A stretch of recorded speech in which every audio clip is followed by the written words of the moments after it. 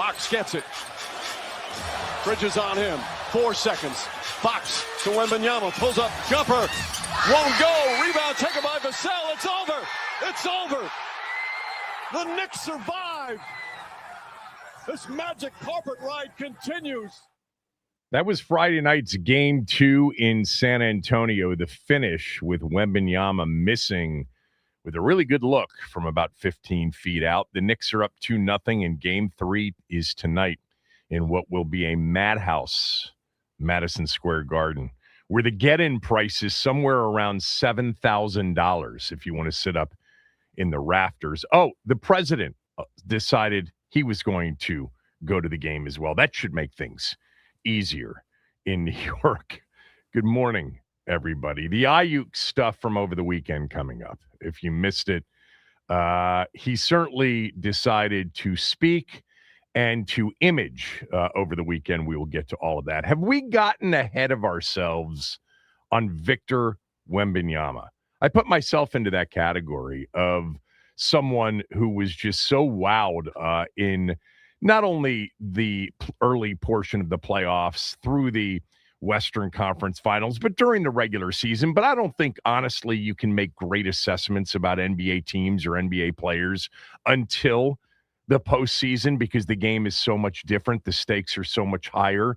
Things are a little bit more even. You don't have teams coming off back-to-backs. You don't have load management. You don't have a lot of things like great effort start to finish. It's just a different game altogether.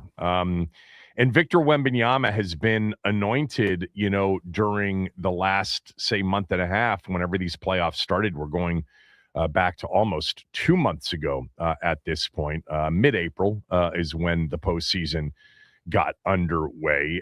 He had that incredible 12-block game, 12 blocks in a game 1 in the conference semifinals against Minnesota. Against Oklahoma City, he put on an otherworldly performance where he had 41 points, 24 rebounds, 3 blocked shots in that game as they stole a double overtime game 1 decision in Oklahoma City.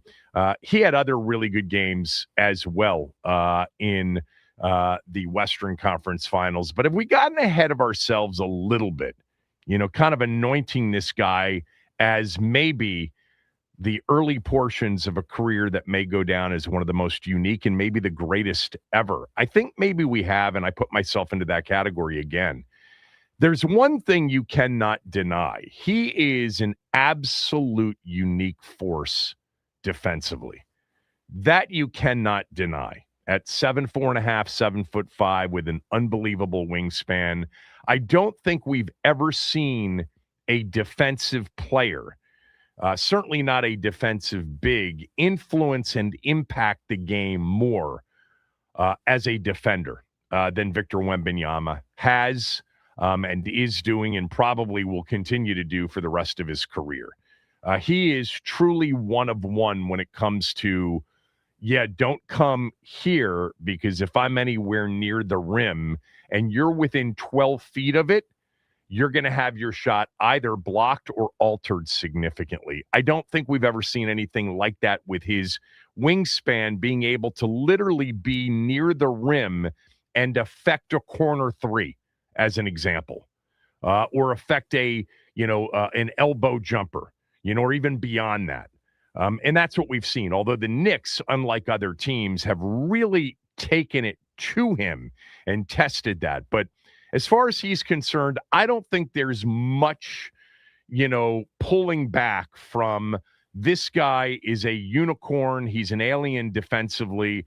We've never really seen anything like it defensively in the way that he does it.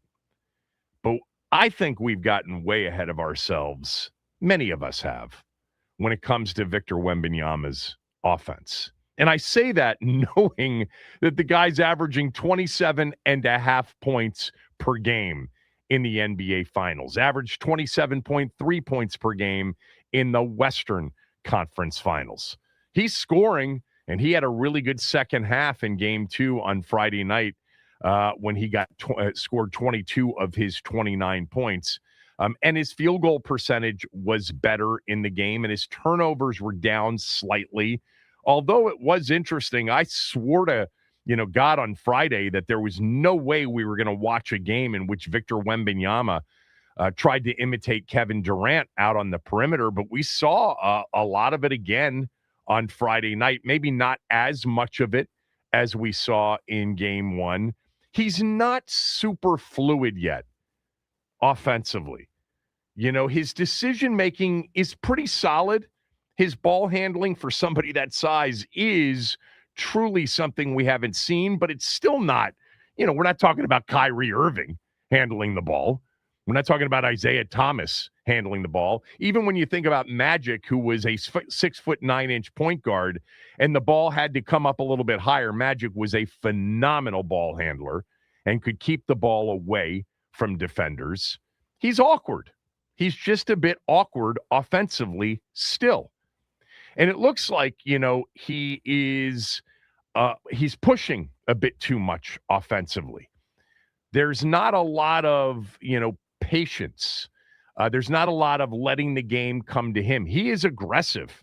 I think that's one of the things you like. He does not lack confidence, although he does lack some certainty offensively in this series right now. But maybe we have to see a lot more over a lot longer period of time from him offensively. Need more growth from him offensively. And I understand what he's done. He averaged 25 a game this year. I'd like to see him establish much more of a closer to the basket dominance before he tries to, exert himself and imprint his, perimeter game on a series. That should come second. He's crazy good from out on the perimeter for somebody that size. Not denying that. But there is a bit of an awkwardness to his offensive game that has a long way to go before we can call it polished, as it should. He's 22 years old, and this is his first postseason. I'm not saying it's not going to become dominant, but it's not dominant yet offensively. It is defensively. It isn't offensively. Meantime, this series, I think a lot of people believe that it's over. I wouldn't say that it's over. The one thing about the Knicks, though, that is true about their first two games in this series is they have won 2 games against the Spurs on their home court with Jalen Brunson not playing anywhere near his best basketball. Jalen Brunson is right now 19 of 56 from the floor. He is shooting 33.9% from the floor. He is 4 for 17 from behind the arc. That's 23.5% from behind the arc. He has 4 turnovers in each of the first 2 games. He has not played anywhere near Jalen Brunson level. Part of it, I don't understand this, but I'm sure Mike Brown, who's doing a phenomenal job in this postseason as the Knicks head coach, I don't know why they insist on Jalen Brunson bringing the ball up the court against Stephon Castle. They have let a level of contact in these playoffs go that I can't remember.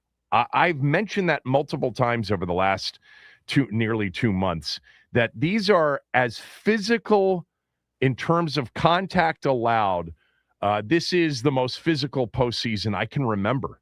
They are tackling at times, literally grabbing, pulling, yanking, bumping Jalen Brunson out front. I thought the other night, and the free throw disparity will not suggest this at all. So I understand that with what I am about to say, because the foul count was like 23-20, 23 on the Knicks, 20 on the Spurs. The Spurs shot 27 free throws. The Knicks shot 21 in game 2. But God, did I think watching that game, they were trying to do everything they could to even up the series with the way the game was being called. There were a couple of fouls on Karl Anthony Towns, his 3rd and 4th fouls, that were horrendous calls. Horrendous calls. The Knicks had Hart, Towns, Anunoby all with 5 fouls. No, I'm sorry. Anunoby ended up with 4. Hart and Towns had 5 each. Anunoby had 4. Nobody of note. Well, that's not true. Castle had 4. Nobody else of note had more than 2 for the Spurs. So I thought that the game was a little bit one-sided officiating-wise as they want a longer series. And this is what you get sometimes in the NBA. And they were allowing Jalen Brunson to be mugged over and over again by Stephon Castle in particular. What I don't understand is why Brunson brings the ball up the court. Why wouldn't you have whoever Wembanyama is guarding, why wouldn't you have that guy bring the ball up the court without any pressure at all? Castle is pressuring Brunson at about 75 feet from the basket. Brunson has had nearly, I would say in 2 games, double-digit shot clock or half-court violations. You've got 8 seconds to cross half court. That thing has gone from 24 to 16, literally a double-digit number of times as he's crossed half court. They are wearing him out, making him bring the ball up the court. I don't get it. Why? You don't need to do that. Get him down the court, run a flare screen, run a pin down, run a down screen, and have him come out and catch it 20 feet, 22 feet, 25 feet from the basket, rather than having him work so hard time and time again to bring the ball up the court. It seems absurd. Seems like that would be a simple adjustment. Don't know why the Knicks haven't done it, but they must have a reason for it. I guess it keeps Stephon Castle in the backcourt defensively, but he is a ridiculous defender. And if you're going to let him grab, bump, pull jersey, borderline, wrap up the ball handler with hands without calling it, you're gonna be late and you're gonna wear down your best player. Although really the best player in this series for the Knicks has been Karl Anthony Towns, who was once again superb on Friday night. Had 17 huge points in the first half as the Knicks built a 56 to 52 lead. And look, the Knicks had a big lead. The Spurs came back this time, and the ending was unfortunate for Wembanyama. He had a bad turnover. That was on him. Castle's running down court. It's Wembanyama. They expect him to handle the ball. They don't expect him to rebound and immediately look for the outlet. He's not Wes Unseld. More on Unseld coming up here in my What Do You Got? But he doesn't do that. He looks to put the ball on the court, bring it up himself. Jokic does that. Everybody kind of wants to be Jokic as the point, center. Bad turnover led to the Knicks taking the lead, and then Wembanyama had a really good look and could not knock it down. I certainly expect him to knock shots down in not only the future years, but even in this series. But getting back to, my overarching theme to this series is Wembanyama is still not there offensively.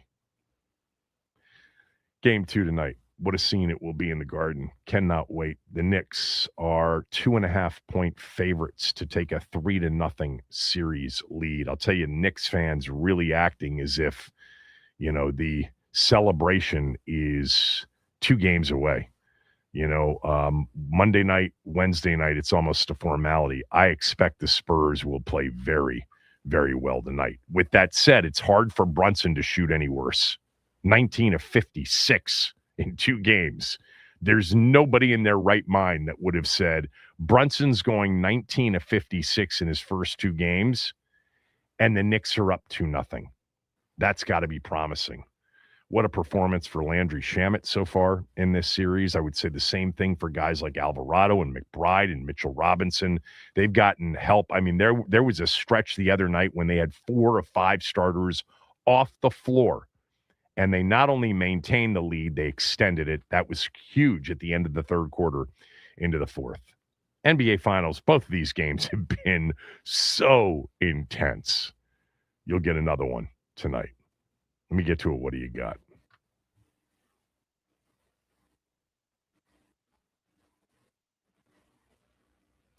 "48 years ago, last night, June 7th, 1978, this happened.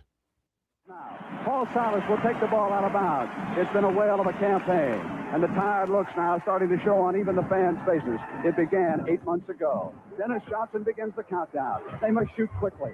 It is in and out. Unsell with control. It is about to end. Bobby Dandridge, he will be our most valuable player. Bobby Dandridge voted the CBS most valuable player here in the NBA Championship Series. And the celebration can begin in Washington.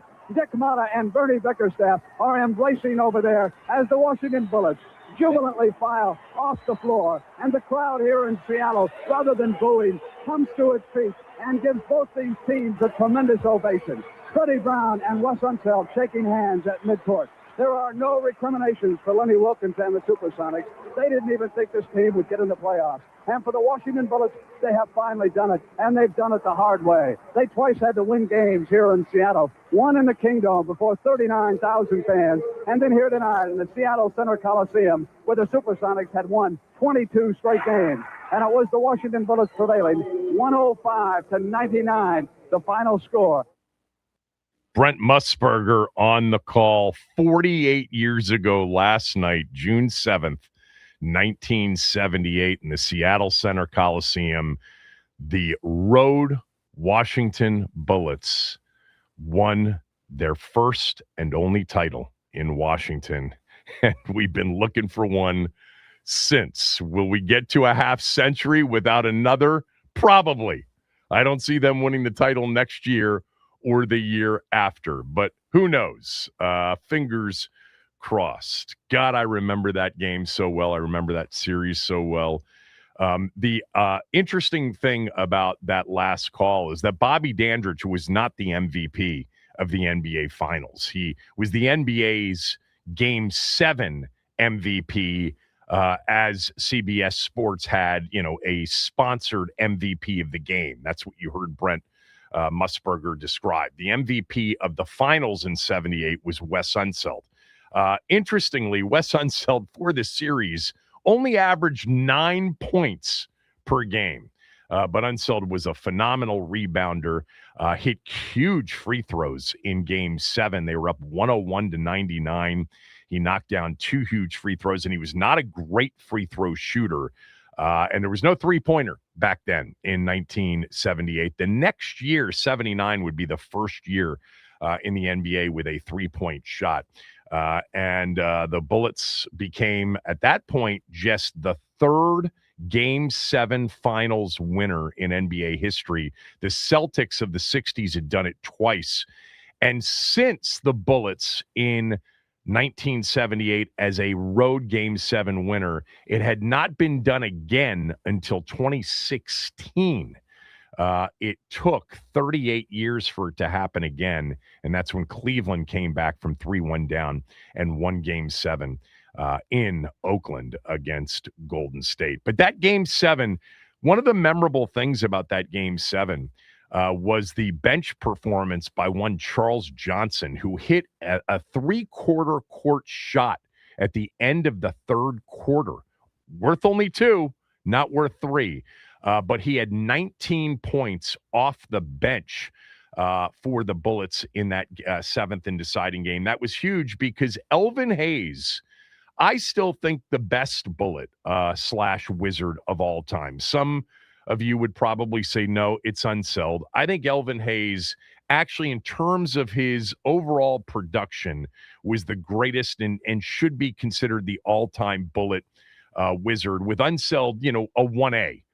And then we can talk about Bobby D and Gilbert Arenas and John Wall and Phil Chenier and some of the others. And I'm talking about just in Washington, not when the team was in Baltimore. But Elvin Hayes in that 7th and deciding game, he only played 30 minutes, which was not a lot for him. The reason, he got in foul trouble and basically wasn't a factor in the 7th and deciding game. They won the 7th and deciding game with him going for just 12 points, 8 rebounds for the Big E and 2 block shots, but in just 30 minutes, and he ended up fouling out in the fourth quarter, and they ended up having Mitch Kupchak on the floor for the Big E in his rookie campaign, or second year maybe for Kupchak at that point. But the Bullets won their only title. They went back the following year and tried to defend the title against the Seattle Supersonics, but lost in 5 to essentially the same Seattle team minus Marvin Webster. Marvin, the human eraser, was his nickname. Webster was the Seattle center in 78, but was not a big part of their group in 79. But yeah, I promise you, after 78 and 79, I did not think that we'd still be here in 2026. And we are here. Thank God. We're here and we're breathing. And I hope I am breathing and alive the next time the Bullets, how about just make the NBA Finals at this point? And look, there's more promise ahead than there's been in a long time. But 48 years ago last night, the Bullets won their only NBA title as a Washington NBA franchise, winning the seventh and deciding game in Seattle, 105-99. You heard Brent mention that they played before 39,000 in a fourth game. They played the fourth game in the Seattle Kingdome. It was the first time the NBA had tried a big football stadium. They didn't have a choice because the Seattle Center Coliseum was booked for a concert or something. Who knows? Maybe the circus. But they moved that game to the Kingdome in Seattle, and it had a record NBA crowd of 39,000. And they saw a phenomenal game as the Bullets evened up the series with a 120-116 overtime win in that one. And that was a massive game because they had dropped a game at home. So they needed that one to even up the score. All right, when we come back, we will get to Brandon Ayuk, who was busy messaging over the weekend, messaging about where he'd like to play. More on that next.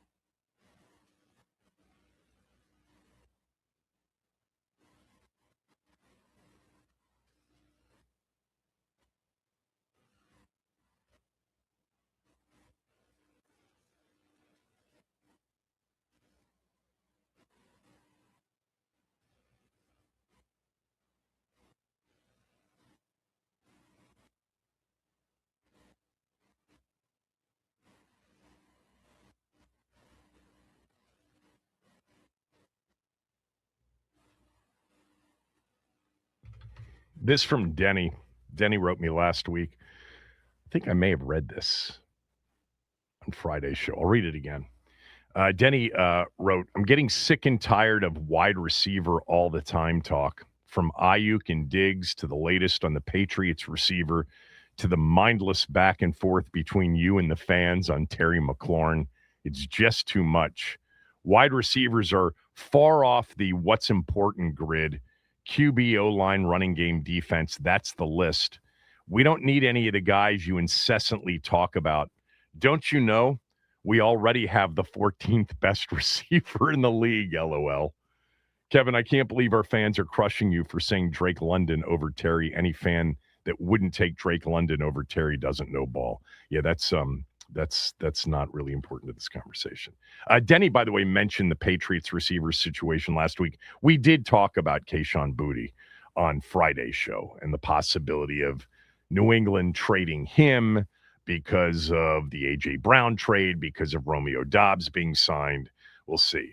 Sorry, Denny. As much as I'd love the next conversation about Brandon Ayuk or the receiver position in general to be about, either getting ready for the season opener with the guys we have, or about the addition, the official news that Ayuk's available, Washington signed him, or Stephon Diggs signed, or there's a trade for Boutte or somebody else.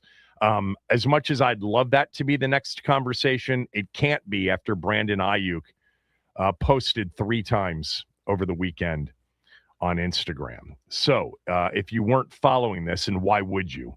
Some of you are, because I saw it light up my timeline on X over the weekend. But Brandon Ayuk posted on 3 different occasions over the weekend. This follows, remember, last week, the arrest warrant out for misdemeanor traffic violation, going all the way back to December. Yes, I'm still a little bit like, why did it take them that long? I don't know. I can't answer that. And then, of course, he posted himself driving a Mercedes-Benz around an actual racetrack. So this guy was kind of not, reachable for a while, and I guess the 49ers still haven't reached him.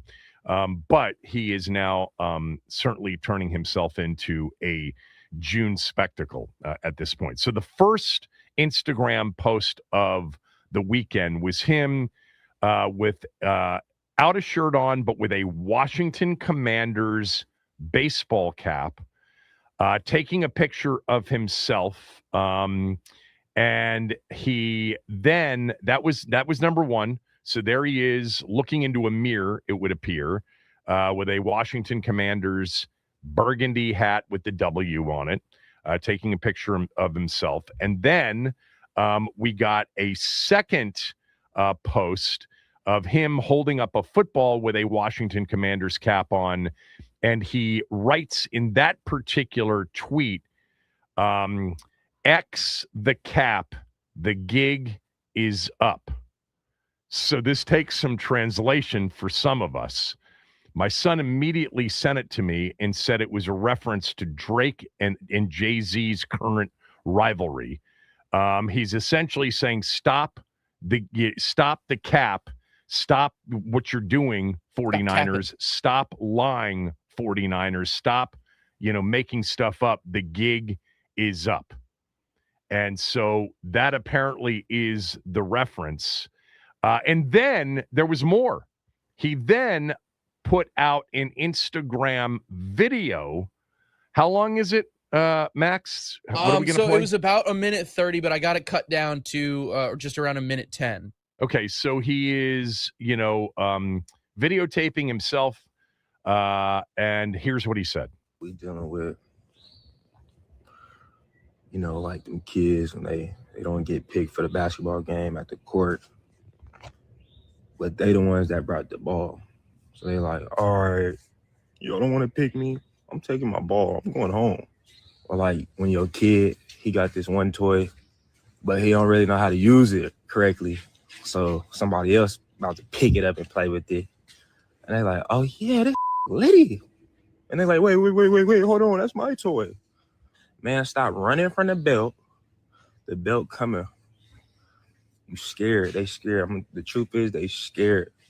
They know how I get. They gonna say, oh yeah, BA did this, BA did that. BA did, that allegedly.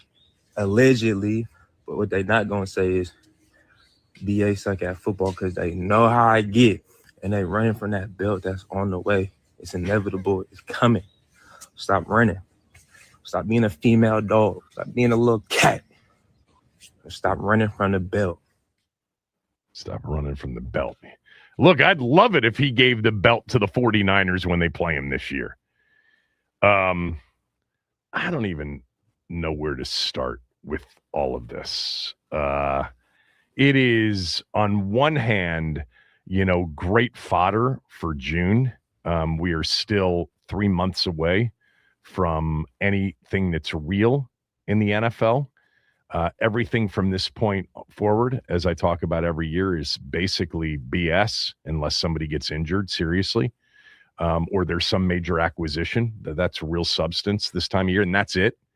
The preseason hero usually doesn't end up playing that much in the regular season, more times than not. Look, this guy now has kind of a track record of making a spectacle of himself this time of year. He did it during his contract negotiation during the summer of 2024, which was, I think most adults could say probably not the most professional way to handle it. He ended up getting a great deal, and then he got injured early in 24, and that was unfortunate for him. Look, if he doesn't get injured in 24, and he ends up going on to have a great 2024, another 2025.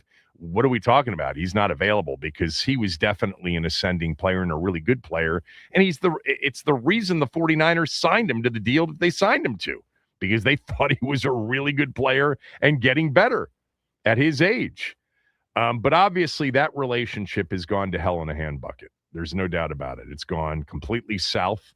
We don't know from afar the specific reasons, but if you just take what we do know, it doesn't make him look very good. At this point, I don't really have anything of substance that says the 49ers are being childish, which is what that was about, that rant, is that they are being children and they are being petty. I don't have any actual evidence of that yet. What they're doing right now is just business from my standpoint. That's my opinion. What we do know is that this guy gave up essentially guaranteed money in the range of between 27 and I think $40 million. That number hasn't been identified specifically in terms of the amount that was voided. It should be out there, but even the guy from Spot Track that we had on a while back was in the mid-30s, and I've heard 27, and I've heard 39. The bottom line is, rather than running your mouth on Instagram, why aren't you trying to get that money if they were the problem? If they did something wrong and you didn't do anything wrong, and they're acting like children, and they need to stop the lying, the gig is up. Why aren't you chasing down that money with the help of a lawyer, with the help of the NFL Players Association? I'll repeat this for like the 30th time over the last couple of months. The amount of money that he had voided by his team, guaranteed voided money, is unprecedented. It's never happened before in the history of the league, certainly since the salary cap era began. No one's ever had that much money voided from their contract and then not fought it. The not fighting it, the not going after it is a big tell on who's at fault. Now, are there other reasons for the rift? Of course there could be. The only thing we know is that this guy didn't do what he was supposed to do contractually, and it enabled the 49ers to do something that's never been done contractually in league history. Void that much guaranteed money.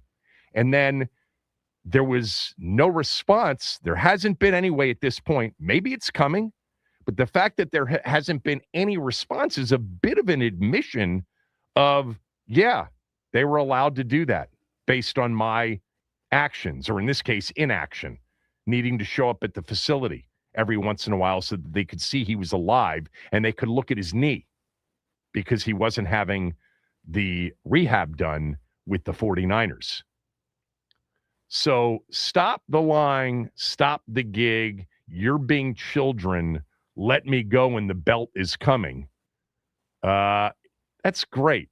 How about show us that, with actions, that it wasn't your fault and get your money back. If it wasn't your fault, you should be able to get your money back.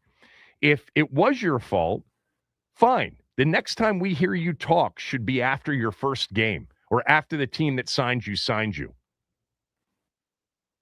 I don't like this guy from afar. I like him on the field, though. I did in 23 and in 22. And no, I'm not out on him in terms of wanting an upgrade at wide receiver, wanting more firepower on offense. I still want that. And if they think, again, this goes back to a consistent thing for me, if they think he is physically right and mentally right, and they can do it in a very low-risk, prove-it deal environment, I'm for it. But I think the more and more I get from him, the more and more, going back to the summer of 2024, is there is a bit of narcissism here that is troubling. Not that that's an issue and a disqualifier, because if that were a disqualifier, we'd disqualify a lot of great players in the NFL. If, being innately bright were an absolute must, we'd be disqualifying a lot of great players in the league right now and in the history of the league. So none of those things matter to me. If he's physically able and if he's mentally stable. Now, as it relates to the 49ers situation, I think this is an interesting part of the conversation that we've had a little bit, not a lot, but we've had it on occasion. I know that it's probably, I'm going to guess that it's probably 50-50 with people. Are the 49ers being childish, as he said, or are they doing something that they absolutely should be doing? Meaning, it's very obvious that he's never going to play for them again. I mean, I say never. I guess we should never say never. He is under contract. He's on the reserve left team list. He should have shown up for one of those, voluntary OTAs. He should have. They canceled their minicamp. By the way, for those of you suggesting that they canceled their minicamp so he wouldn't show up to something that was mandatory, we've seen more cancellations of minicamps in recent years for teams. So I'm not ready to make that leap. I can't imagine that they would cancel a minicamp and the potential to further enhance whatever they're doing in their offseason for him. But the question here is, do you think, as he suggested, the 49ers are being petty, being childish by not letting him go right now? My view on this has not changed, even with this, incredibly, eloquent Instagram post. If that's my team in terms of who I root for, based on what I know, and we had somebody on from San Francisco, Matt Mayoko, we had on Friday, right? Was it Friday, Max? I think it was. That's right. He's covered the 49ers in the Bay Area forever.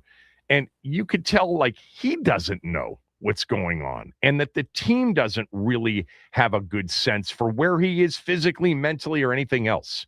He did basically give all of us, or all of you and me who were listening to him, a bit of a warning, be careful, this guy may not be completely with it. But in terms of, forget about who's at fault. Based on what we know, he's at fault, or they'd be fighting for that money back. I think that's a simple, deductive, reasoning process. I mean, if he was wronged by the 49ers, Where's the fight to get that money back? Maybe it's coming. Maybe it is. The NFLPA would have come out strongly against the voiding of guaranteed money had it been done in an inaccurate or unfair way. Nobody's pushed back on it at all. That makes it unprecedented times two. Unprecedented the amount that was voided. Unprecedented that the player that was had the dollars taken away didn't fight it. From my standpoint, if I'm a 49ers fan, I'm simply looking at what's best for my team and my team only. Okay? Yeah, he's a young person. Yeah, he may be mentally unstable. He may be going through something. There may be some serious issues here. And I wish I had all the data so I could make this, have this opinion with more information. But based on the information that I have, if it were my team, I wouldn't even think about doing him any favors if it was it was disadvantaging my team. From my team's standpoint, if I still think there's a chance he's physically healthy and can play, why would I let him sign with Washington in June rather than sign with Washington at the latest possible point that I can impact, which would be, late in the afternoon or early in the morning on September 1st or late in the afternoon on August 31st? Why would I want to give him a full training camp with his new team? San Francisco plays Washington on Monday Night Football, October 19th. If they think he still has something left, and I would bet that they probably still think he's capable. It was only 2 years ago that they gave him the massive deal. If he's healthy, they probably think he can still do it. Why would I give Washington this player so that he can come back and hurt me in week 7 or week 6? I'm not giving any team in my conference a competitive advantage. I'm going to give them the least amount of advantage as possible. Not to mention the fact that after we gave him all of that money, even though we were able to get a lot of it back, we still paid a lot out for not many services rendered because he got hurt. Why wouldn't I wait to see how training camps go? Somebody might get desperate. Somebody absolutely could get desperate and say, I'm willing to pay him the $27 million this year and give up a late round pick. No one's willing to do that right now.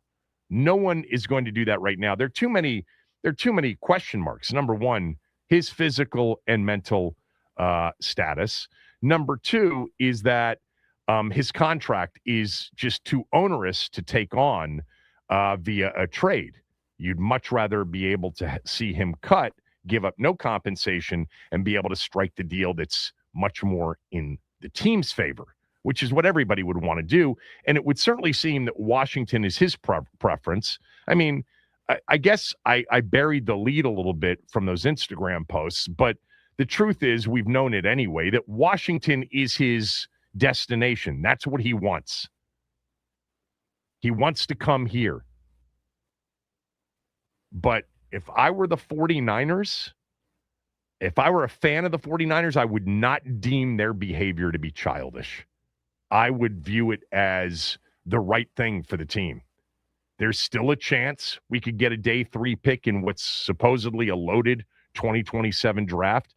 If there are injuries in the preseason, if there are injuries over the next 2.5 months, we could really perhaps end up getting something for him. Maybe it would be from an AFC team. We'd prefer him in the AFC.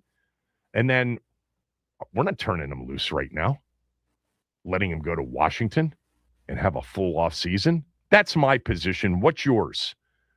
Are the 49ers being childish in the way they're handling it, or are they doing the right thing for their organization? 301-230-0980, 301-230-0980, and anything else from the Brandon Ayuk 3 Instagram post weekend that you want to mention. Kevin Sheehan Show, the Team 980 and the team980.com.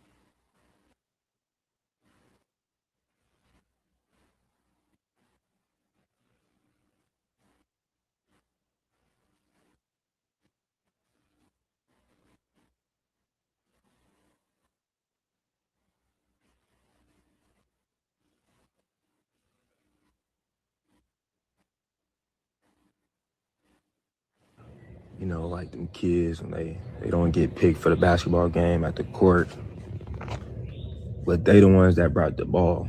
So they like, all right, you don't want to pick me? I'm taking my ball. I'm going home. Or like when your kid, he got this one toy, but he don't really know how to use it correctly. So somebody else about to pick it up and play with it. And they like, oh yeah, this litty. And they're like, wait, hold on, that's my toy. Brandon Ayuk suggesting the 49ers are being childish, being petty. What do you think? Is it the 49ers? And we're not adjudicating here what's gone on previously, although you have to kind of have a sense of what went on. Again, I'll stick with this. I think the only thing we know is that we know that he was in violation of his contract during his injury and did not show up to the facility to allow the team to monitor his rehab on his injured knee. And because of that, and because he essentially went AWOL, they were able to void somewhere between $27 and $40 million of his contract, which is unprecedented. And to date, there's been no fight for that money back, which to me is an admission that he didn't live up to his end, which was very minor, according to everybody that's reported on this. All he had to do was show up to the facility once or twice a month so that they could monitor the rehab of his knee. For me, there's certainly a chance both sides are being petty. Both sides are being childish in this. But for me, number one on the list at this point, if I were a fan, I would not be thrilled with Brandon Ayuk. I would not feel like the team owed him anything, like he's been this, beloved player that is simply, in a situation that, that they can certainly do something that people will say, oh, that's the right thing. In the locker room and the players around the league will say, oh, that was a really good thing that the 49ers did. I don't sense that anybody around the league feels like the 49ers should do the right thing here, because I don't think it is the right thing. My view is based on what I know. If I were a 49ers fan, I'd want my team to do what was in the best interest of the football team, which I would make the case is waiting until the last possible moment before I have to write him a check for anything to see, if maybe somebody gets desperate during preseason, during training camp, and sends me a day 3 pick in 2027, which is a loaded draft, at least on paper. And B, why would I want to help a competitor by giving that team Brandon Ayuk for an entire training camp?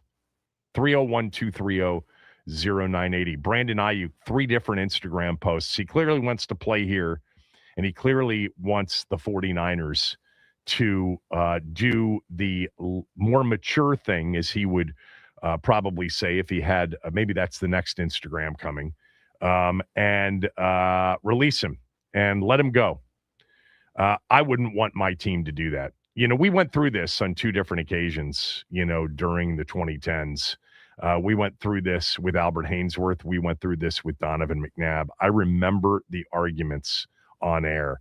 The do the right thing. The organization looks terrible. I'm like, really? With Albert Haynesworth, the organization looks terrible? Look, the organization looked terrible in doing most things. But in those particular instances, I felt like they should try to get something back for both of those players. They got a 5th rounder from New England for Haynesworth. They got a 6th rounder from Minnesota for Donovan McNabb, which became Alfred Morris. All right, Kevin, Noah, Robert, Ian, Pete, everybody on hold. We got a phone line open if you want to weigh in. Quick break. We'll come back. Are the 49ers the ones that are being childish, as Brandon Ayuk suggests? Kevin Sheehan Show, the Team 980 and the team980.com.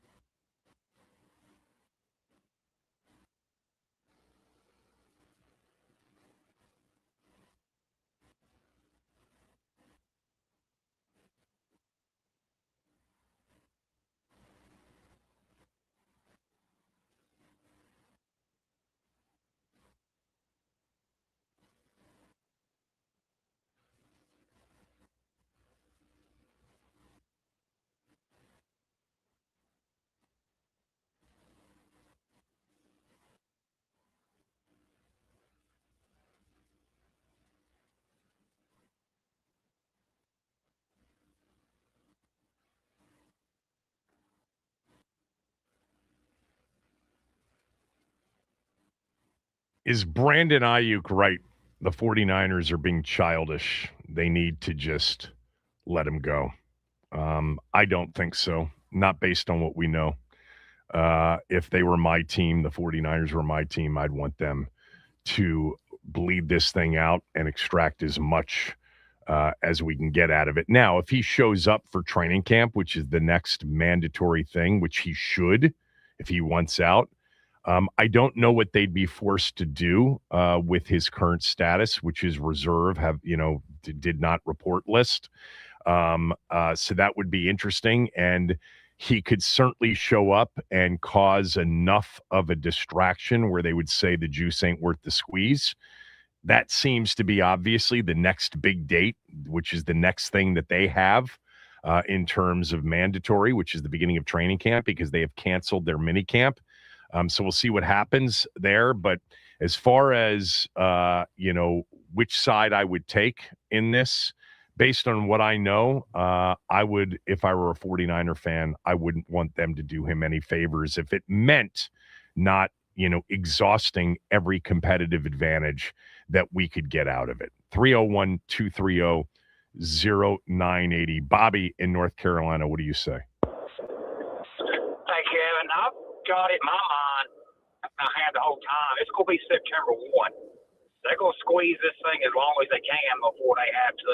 But, you just brought up a good point, Kevin. If he shows up for training camp and cause a little bit of a stink, they might be pushed in the corner, you know what I'm saying? And like you said, juice ain't worth the squeeze. So do you think – I know they canceled this week's voluntary last mini camp. Do you think that had something to do with it or not? I have no idea. Other teams have canceled mini camps previously. It's not an unusual thing or as unusual anymore. He could have shown up for the voluntary stuff. This guy doesn't strike me as the brightest bulb on the bush by a long shot. He certainly could have shown up for any of those OTA days and maybe caused enough of a disruption by being there for the 49ers to say, fine, we're cutting him and be done with it. But he didn't have the stones to do that, apparently. So maybe he wouldn't have done it for minicamp. We'll see what happens for training camp. He's clearly made it about himself. He's become a bit too much. He's become a bit too mouthy this time of year for me.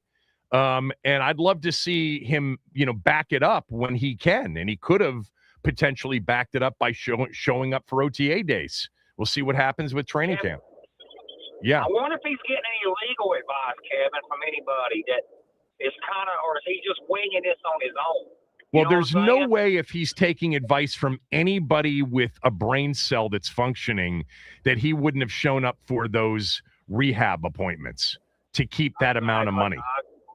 Maybe I don't know that he wasn't listening to advice or he wasn't getting advice or potentially getting bad advice, but that's some pretty bad judgment.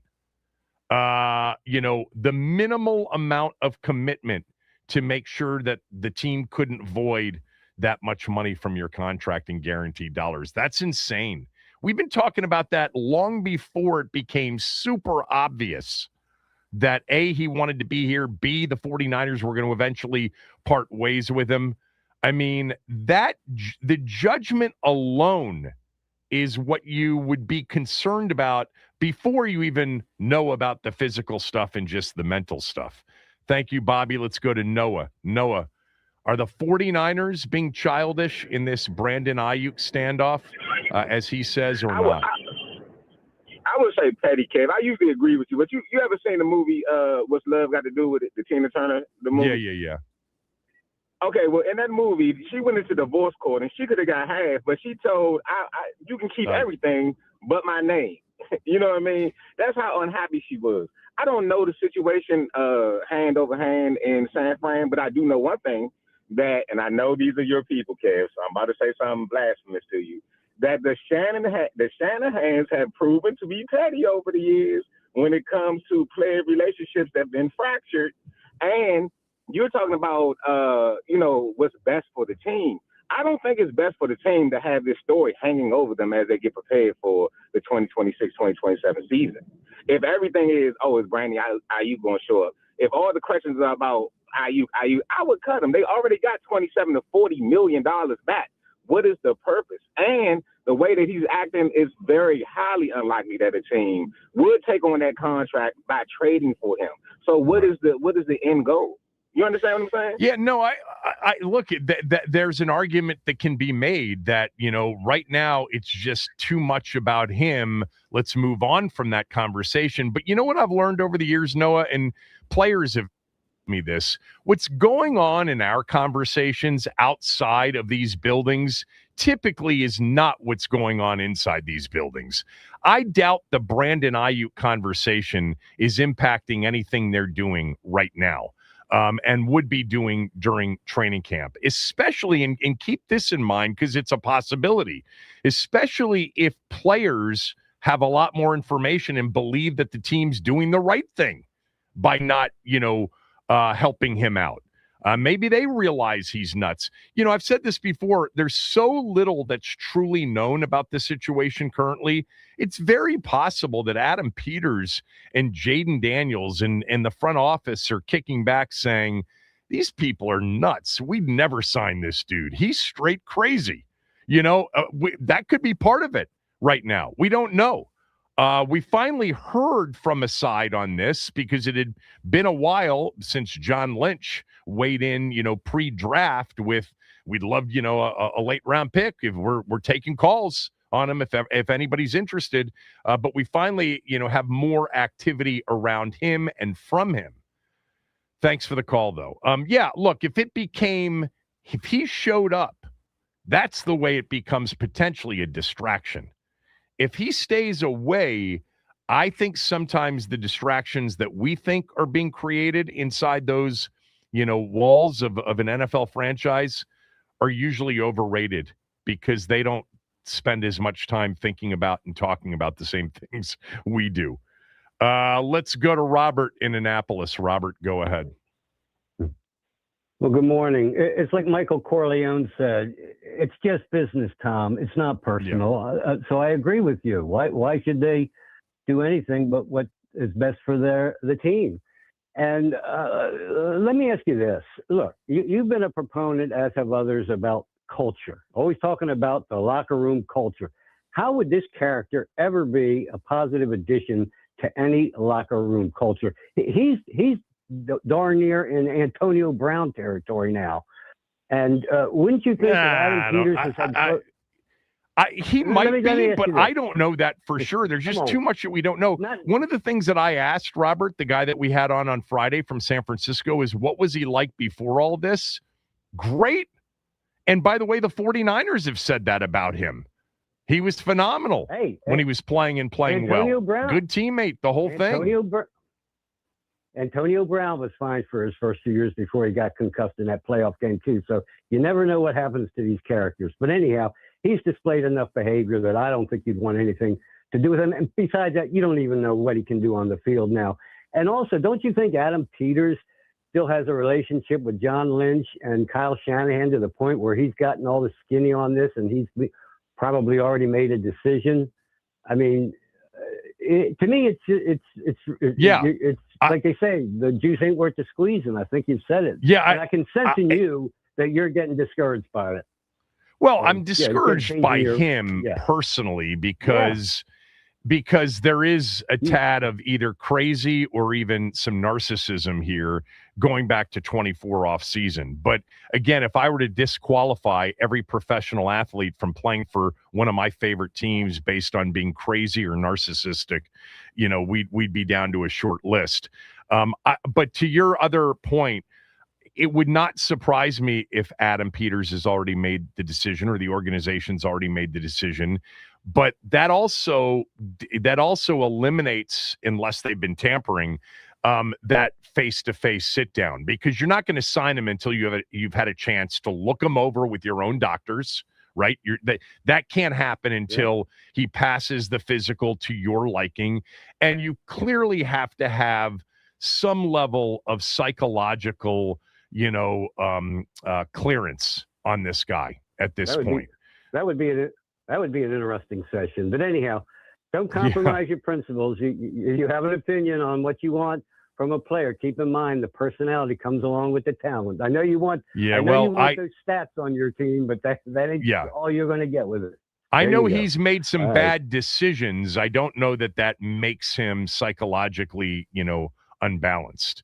It's possible, though. Thanks, Robert in Annapolis. Let's go to Ian. Ian, what do you think? Are the 49ers being childish, or is Brandon Ayuk wrong? The 49ers can do this. Go ahead. I think Brandon Ayuk is childish. In addition to that, I think he's unprofessional, stupid, reckless, injured, out of shape, overrated. We've talked about this before. How do you know he's injured and out of shape right now? Have you seen his picture the other day with his shirt off? Does that look like a player that's in shape to you? I didn't think it looked out of shape. I mean, if you're a pro wide receiver, I think you would look a little bit more cut and a little bit more lean and be showing some workout videos. Look at Stephon Diggs' Instagram. He looks like he's in shape and wants to play football. Brandon Ayuk looks like a crazy person. If you saw him on the street in front of Union Station in D.C., you'd be like, that's just some crazy person. I mean, this has reached a level that I've never seen an athlete sabotage himself more.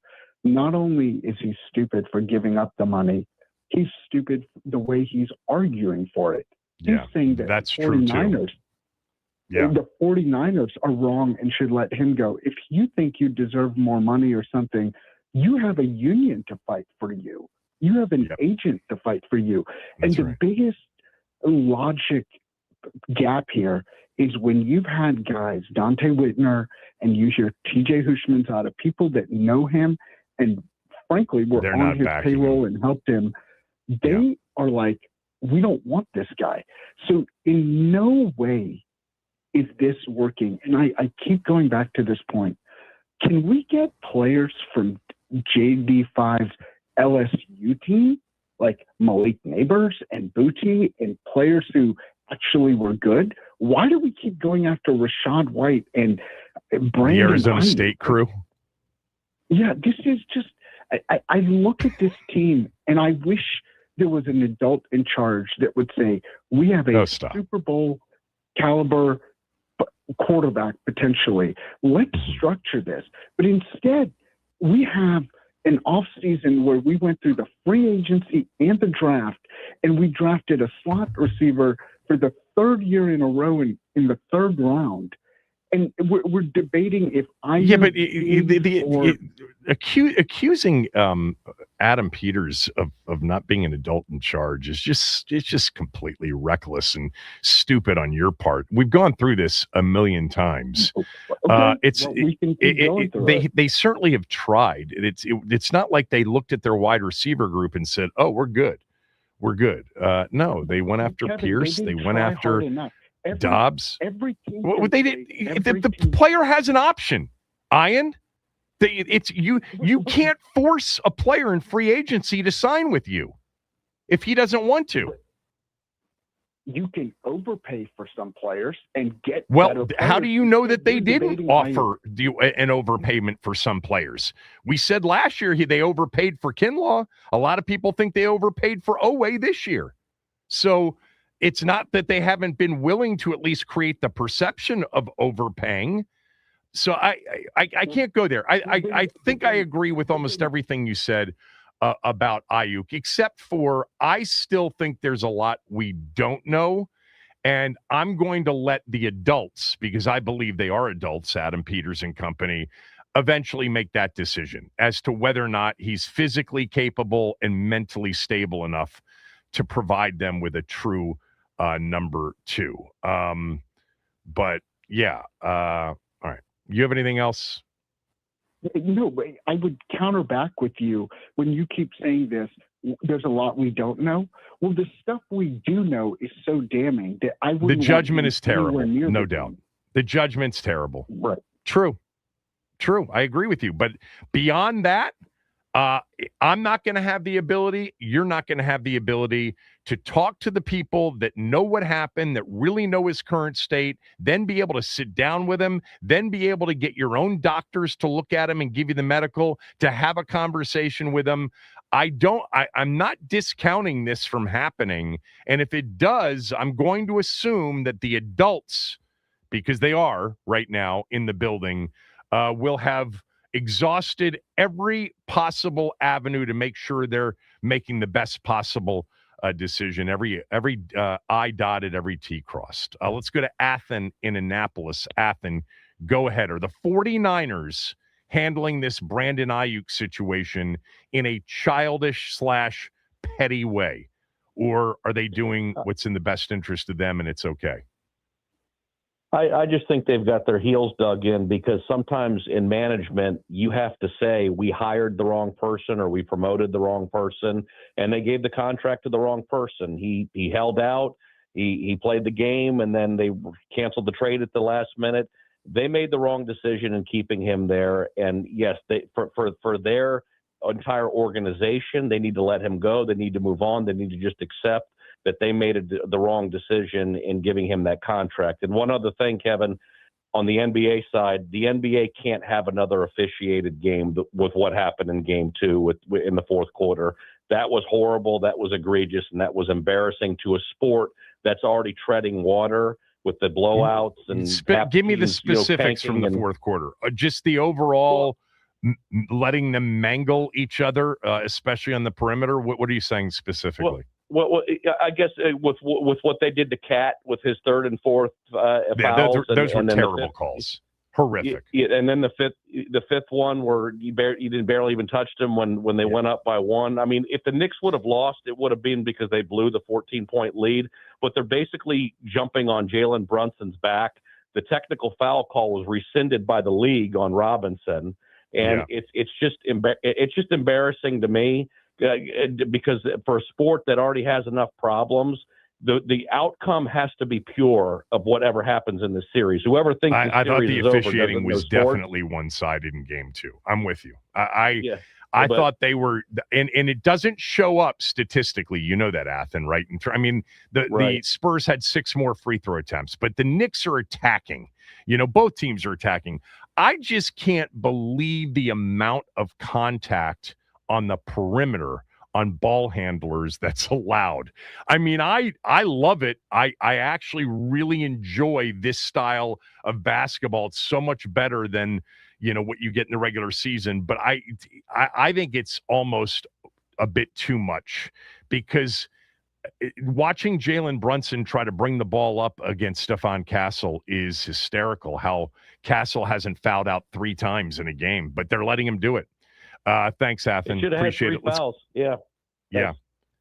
Appreciate it. Let's go to Aveen. Aveen, what do you say about the 49ers? Are they being childish, yes or no? Hey, Kevin, I'm going to say no, they aren't, because the ball is totally in Ayuk's court. All he has to do is show up. Barry Swerluga reported last week saying that people in the league think if Ayuk just shows up, they'll cut him pretty quickly. Because if he shows up, they have to take him off the do not report list. He takes up a roster I've spot. gotten mixed on that. Let me just tell you, because you're always great, and I reached out to a couple of people and I got mixed in terms of what they would have to do if he did show up. So there may be some things that he'd have to do and prove by being there for them to be forced to take him off that list. But go ahead. Okay. I mean, I still think they would at the very least, have to, spend time and resources, medically clearing him. That's at true. The very least. And Kevin, I just wanted to bring this up. I didn't realize this, but as of last year, their second preseason game last year, Ayuk traveled with the team, and there's video of him, running routes full speed, catching passes from Brock Purdy. And I didn't know that. So, just in regards to remember as late as late September, early to mid-October, they thought they were going to have him for the stretch run. Yeah. So, just because people are saying they don't know where his knee's at in his rehab. Well, he was running routes full speed. So, I don't know. Maybe there's more information than the Washington has, but Yeah. Yeah, there's just a lot we don't know about this because even the like, we've had this is like the third 49er, fourth 49er person we've had on over the last couple of months, and they all say the same thing. It's like it's a mystery as to what happened specifically, where the fracture happened, why all of a sudden he essentially went AWOL, why he stopped providing them with the ability to do what they needed to do contractually to make sure the knee was okay. I mean, again, all we know is they voided a lot of money from his contract, and there's been literally no response to try to get it back. In 99 out of 100 of those cases, the union is going to fight on behalf of the player, and we've heard nothing about that, which is a strong indication that the player was in the wrong as far as that's concerned. All right. Is that enough wide receiver talk for the day, Max? No, we can go another hour if you want. I don't want to go another hour. Honestly, it's his behavior and his, June and July's here, 2 of the last 3 off seasons are really, really lacking in it. This is another, and Ian said it, and he's not wrong. I think it was Ian.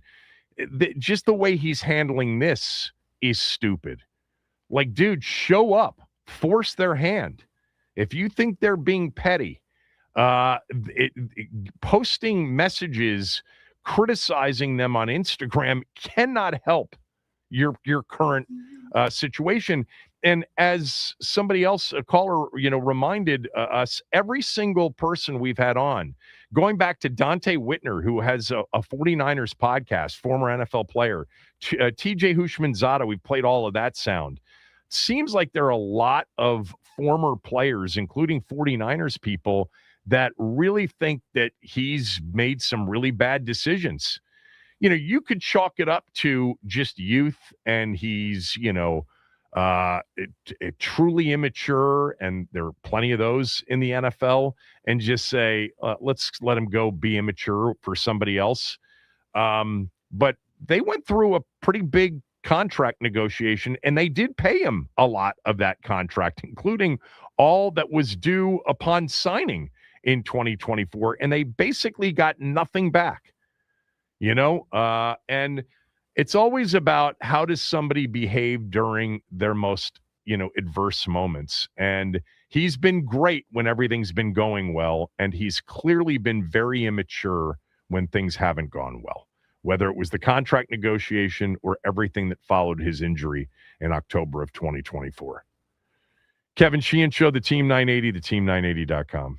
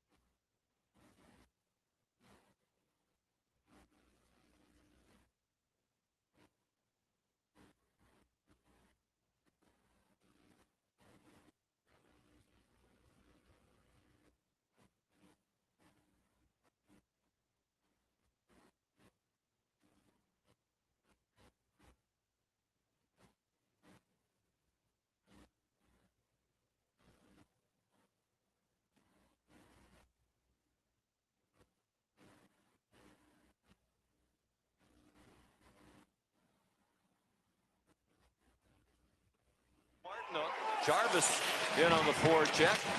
Conlon avoided him. It comes out in front. They score! In overtime.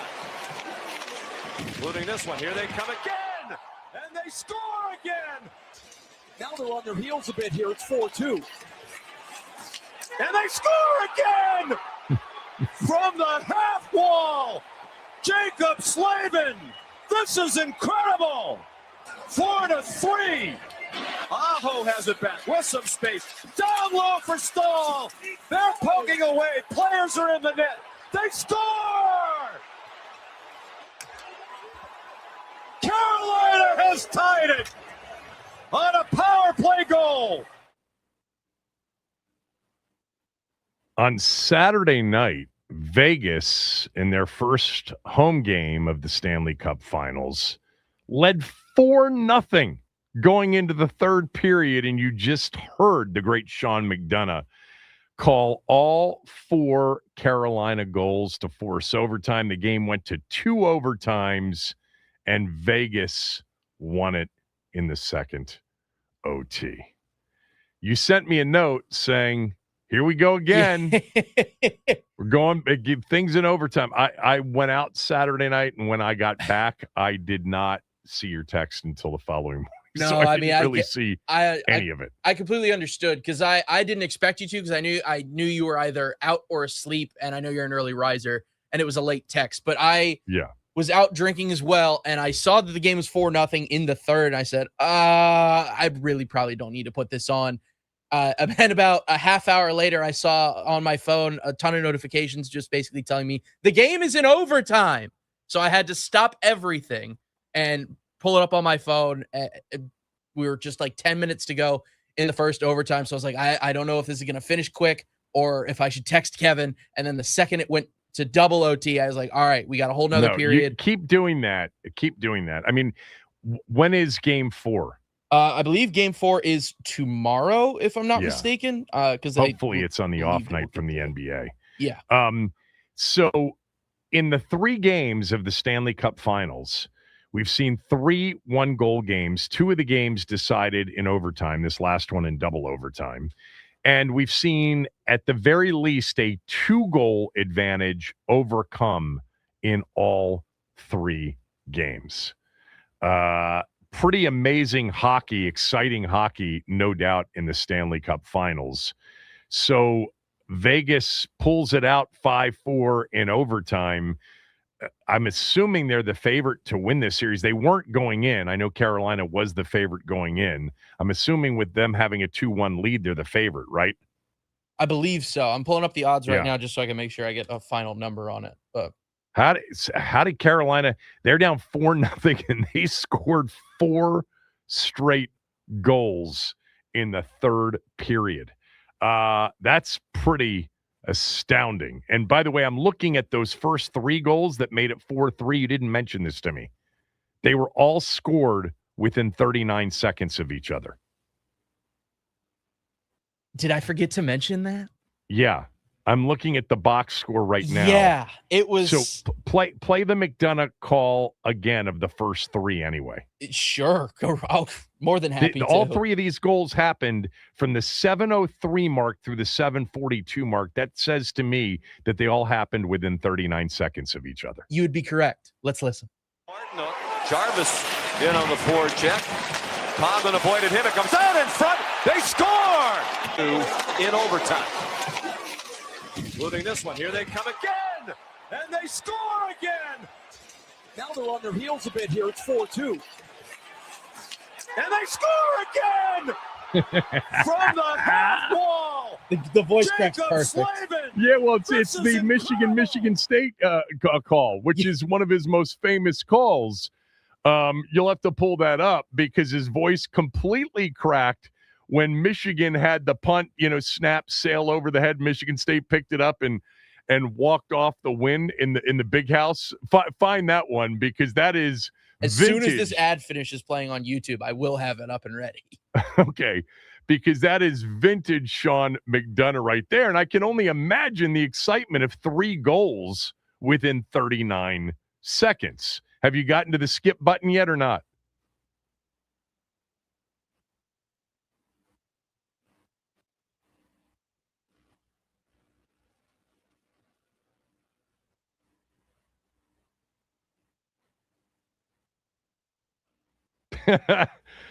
He's so good. He's honestly, I think, along with Tirico, just the most versatile, and not only versatile, but great at everything they do, pretty much. There's something about Sean McDonough's tone, though, that I actually almost prefer a little bit. I also think that for those of us that are not hockey people just always sound great because maybe I don't know what the hell they're talking about most of the time. But that was great. 5-4 Vegas. They're up 2-1. So that takes care of the Stanley Cup from over the weekend. The Nats, by the way, got back on the winning track, unloading on Arizona Friday night, 14-1.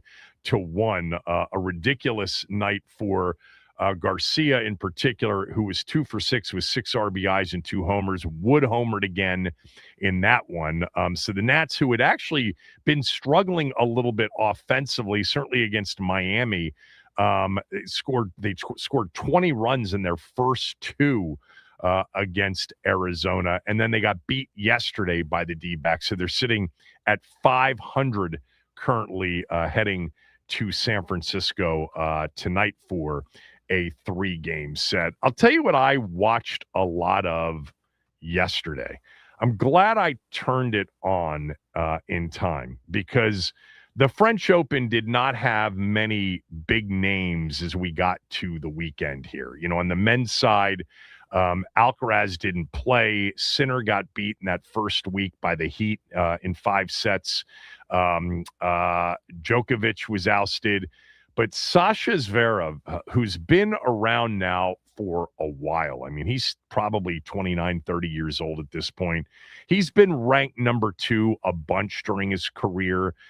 He's been in a ton of quarterfinals over the years, in the French and Wimbledon, U.S. Open. He's been in 2 finals. He had never won a Grand Slam. And with the field kind of opened up, he had a really good shot to finally win a major. And there he was yesterday in Paris in the final of the French Open.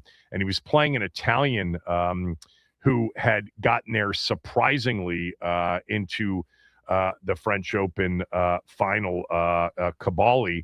And he was hurting in the 4th set. He was actually down a break. He was getting some medication. This is a guy that's just always in the best of shape. And he ended up losing the 4th set in the tiebreaker. And the thought was this was his chance and he blew it, but he dominated the 5th set.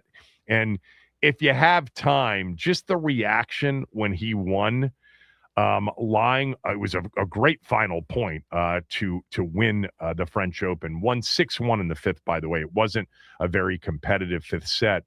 But when you see somebody who's been, in the top 5 of a sport for as long as Zverev has been, and the opportunities he's had to never get it done in an era where, let's face it, I mean, we went from the Fed, Nadal, Djokovic era right into Alcaraz and Sinner, dominating majors. And to see somebody finally get it done, I don't know a lot about Zverev. I'm not going to sit here and tell you that I know a lot about his career, but I do know that he's been in enough of these matches over the years that he hasn't come through in. And then to see him come through and to win a major was pretty exciting. I mean, the women's final, I'll be honest with you, I've never heard of either one of the 2 women's players who played in the French Open final. It was won by the Polish girl, lost to Andreeva, Russian 6-3, 6-2. Not familiar with either player. I can't tell you that I'm sure I've seen the winner. She's the 8th seed, so she must have been somebody that I've run across, in barely following the sport. But, all the top players in the women's draw, they were knocked out as well. The last race of the Triple Crown from over the weekend, Golden Tempo, the Derby winner, with Cherie DeVaux, the first female trainer to win the Derby, now the first female trainer to win 2 legs of the Triple Crown, but Golden Tempo once again made a late charge and ended up winning the Belmont Stakes. And that's, that makes for an exciting year. Of course, people will say, well, it's too bad the horse didn't run at the Preakness, but we've seen that over and over again over the years, where they're not going to risk a Derby winner that's now, going to provide incredible wealth moving forward. They're not going to risk that in a race that's 2 weeks later. And we've seen it more and more, which really minimizes the chance at a Triple Crown winner unless they spread these races out over a longer period of time. I don't know the answer to that. We'll see what happens in the coming years. But that was the last year of the Belmont at Saratoga. It'll go back to Long Island in Elmont, New York, at the new racetrack there starting next year. And then what else? Oh, Nelly Korda won the Women's U.S. Open. She's now won the first 2 majors of the year. I find her to be a really fun watch. She's definitely got a little bit of the silent killer in her. But Nelly Korda is the number 1 player in the world in women's golf. And she won at Riviera. That's where the U.S. Open was. It was sort of a childhood dream of hers to win there, to win the Open. The putt that she made to avoid a playoff at the end, I mean, the ball went around, did a near 360 around the cup before it dropped. But Nelly Korda's brother is a professional tennis player. Her father, Peter Korda, was a top, a highly ranked men's tennis player for many years. And she's become, I would say, the face of women's golf. I don't think there's any doubt about it.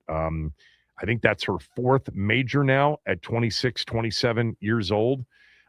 Very, very smart. You can just tell in some of her interviews, very thoughtful, bright, but good for her in winning that U.S. Open. The first 2 legs of the 4 majors, Nelly Korda has won the last 2 majors, right? Are they 3 majors in? I'm forgetting now. Have they done their PGA? Check the women's majors for the summer. Because I thought she had just taken the first 2. Chevron, KPMG, Amundi. Yeah, we still have 2 left. Yeah, we still have 2 left.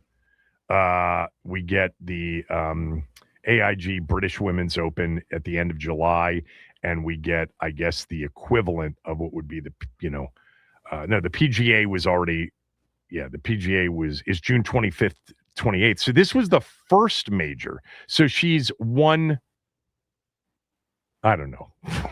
Why am I continuing to talk? It looks like the report. She won Chevron, then she won the Women's Open. So she got the first 2. The KPMG Women's PGA Championship is June 25th through 28th. And then the Evian Championship, July 9th through 12th.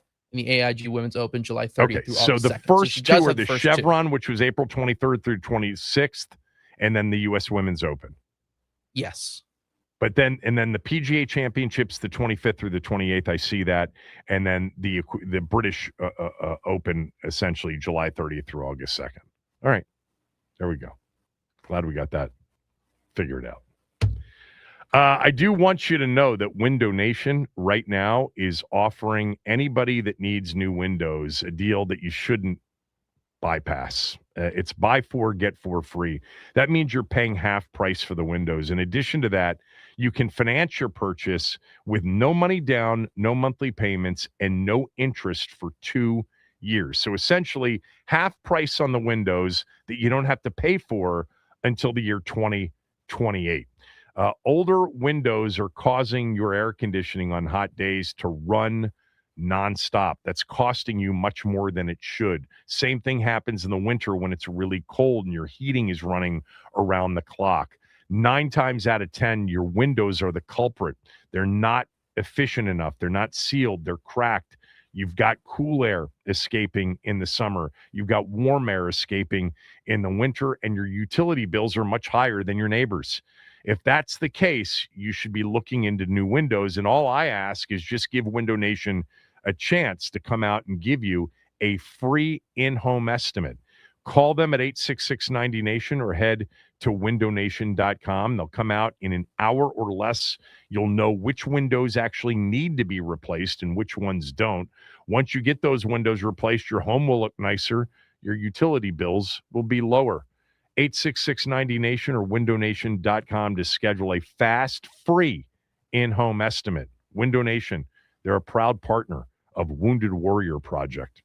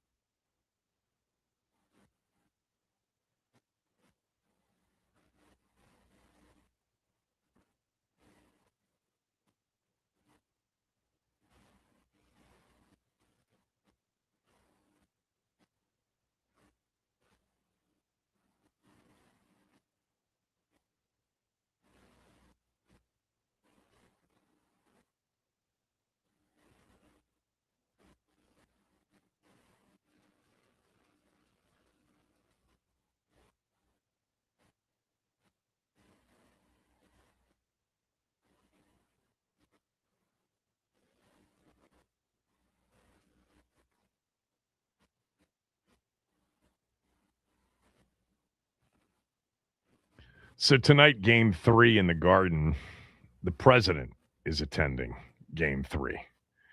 And with it comes huge disruption to an event that New York Knicks fans have waited now 27 years for.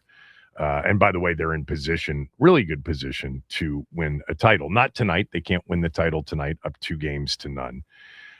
But with the enhanced security that needs to take place with a president attending a sporting event, they have already canceled the watch party outside of MSG. That's been a big deal throughout the playoffs for both road games and home games. It has been quite the scene outside MSG for the people that couldn't get into the arena for games that were played there, and then for road games. So they're not going to be able to do that.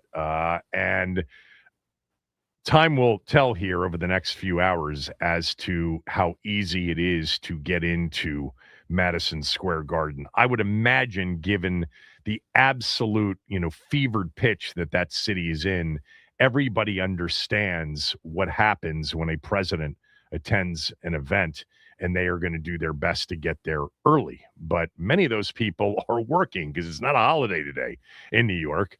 I got to tell you, this is clearly not political. Hopefully most of you will receive it that way. It's just idiotic that he's going to this game tonight. It really is an imposition on not only the NBA Finals as a whole, but the city of New York, that particular area of the city, the organization, and the fans that have been there. They don't want a different routine, a different setup for this. They want the watch party outside the Garden. This has been just tremendous for the city. I've got a son that lives there every single one of these games. He's like, you just wouldn't believe what's going on. I don't know why anybody thought this was a good idea, but trying to get into that decision-making probably isn't the best use of anybody's time, but it really is disruptive, incredibly disruptive, especially for an arena that has 20,000 and is in the middle of the city. Will be difficult, but I would imagine that Knicks fans will make accommodations, and many people will probably have to go a lot earlier than they had anticipated going to get into the arena for tip, and that means that, when the market closes, they'll be heading over really early for those people. I'm sure the celebrities won't have as much of an issue getting into that game. Amazing what we're talking about in terms of the prices for this event. Right now, you're talking about $7,000, and there are seats going for hundreds of thousands of dollars in the lower level for this particular game. That's insane. I think that usually when you get a New York crowd that's really into something, it's tough to match that in North American sports.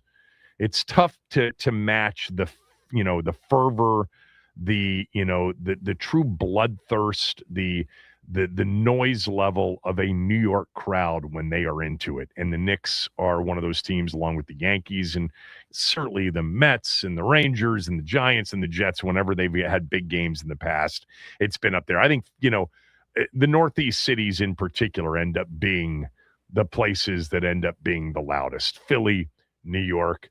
Not that we don't have other examples of that in other places around the country, but there is something different about the New York sports fan. I would say the Philly sports fan as well. A lot different, I think, in general in personality than our town. But when we love something like we do our football team, it can be pretty good as well. Game 3 tonight, New York, a 2.5-point favorite. Should be excellent tonight. And this is really the Spurs have to win. No team in the history of not just the NBA Finals, but the NBA playoffs have ever come back from 3-0 down. Ben Standing will join us next. Kevin Sheehan Show, the Team 980, theteam980.com. Don't forget, you can watch this show on our YouTube channel, the Team 980 YouTube channel. When you get there, it would be much appreciated if you could hit the subscribe button and hit the like button.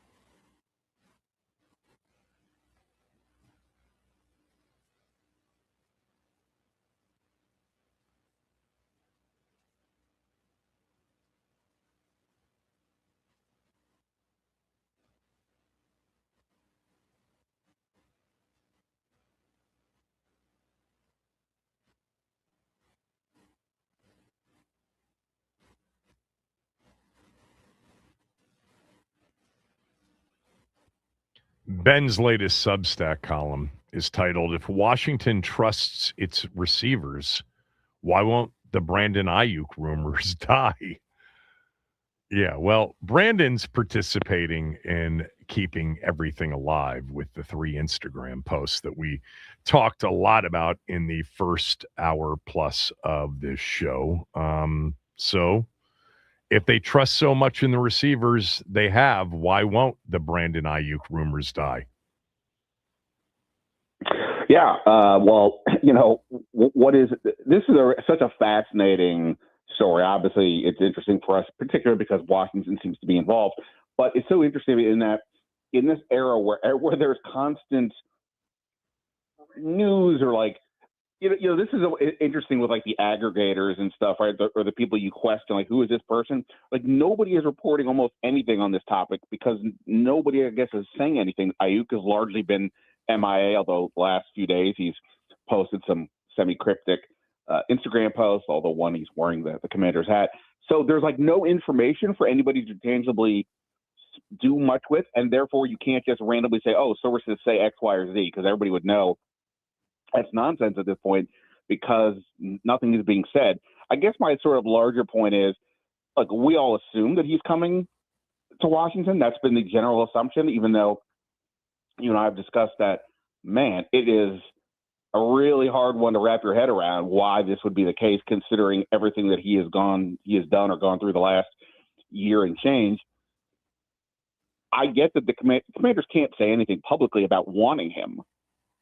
They could end it the other way. They could tell somebody, hey, according to sources, even though they're connected to, to Brandon Ayuk, Washington does not intend on pursuing the receiver, ...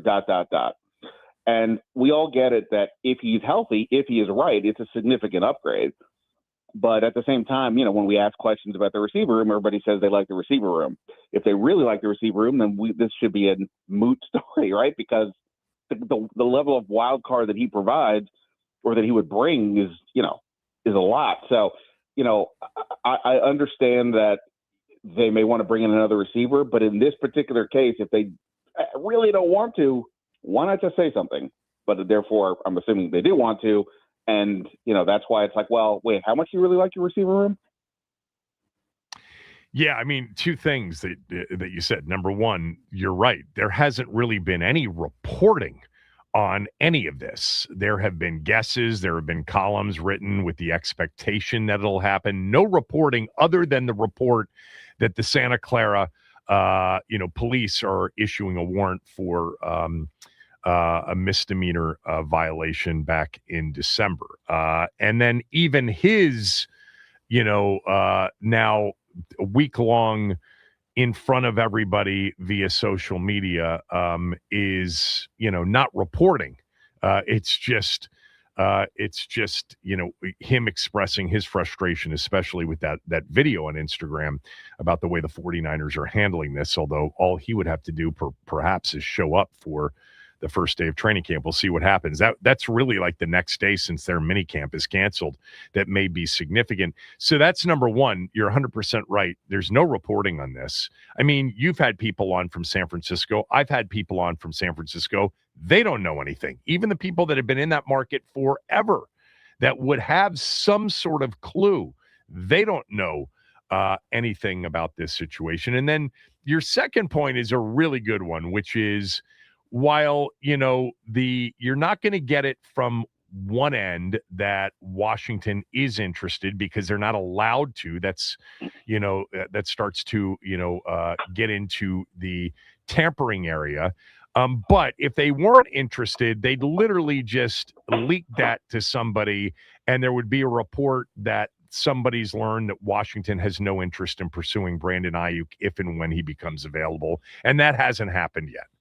So that's probably the most telling thing, which leads, I think, everybody to believe something may happen when and if. Well, he's going to be released at some point, but the question is when.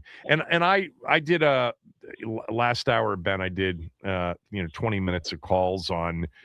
After his Instagram post, when essentially he is accusing the 49ers of being petty and childish Do you think the 49ers are being petty and childish? Kind of yes or no?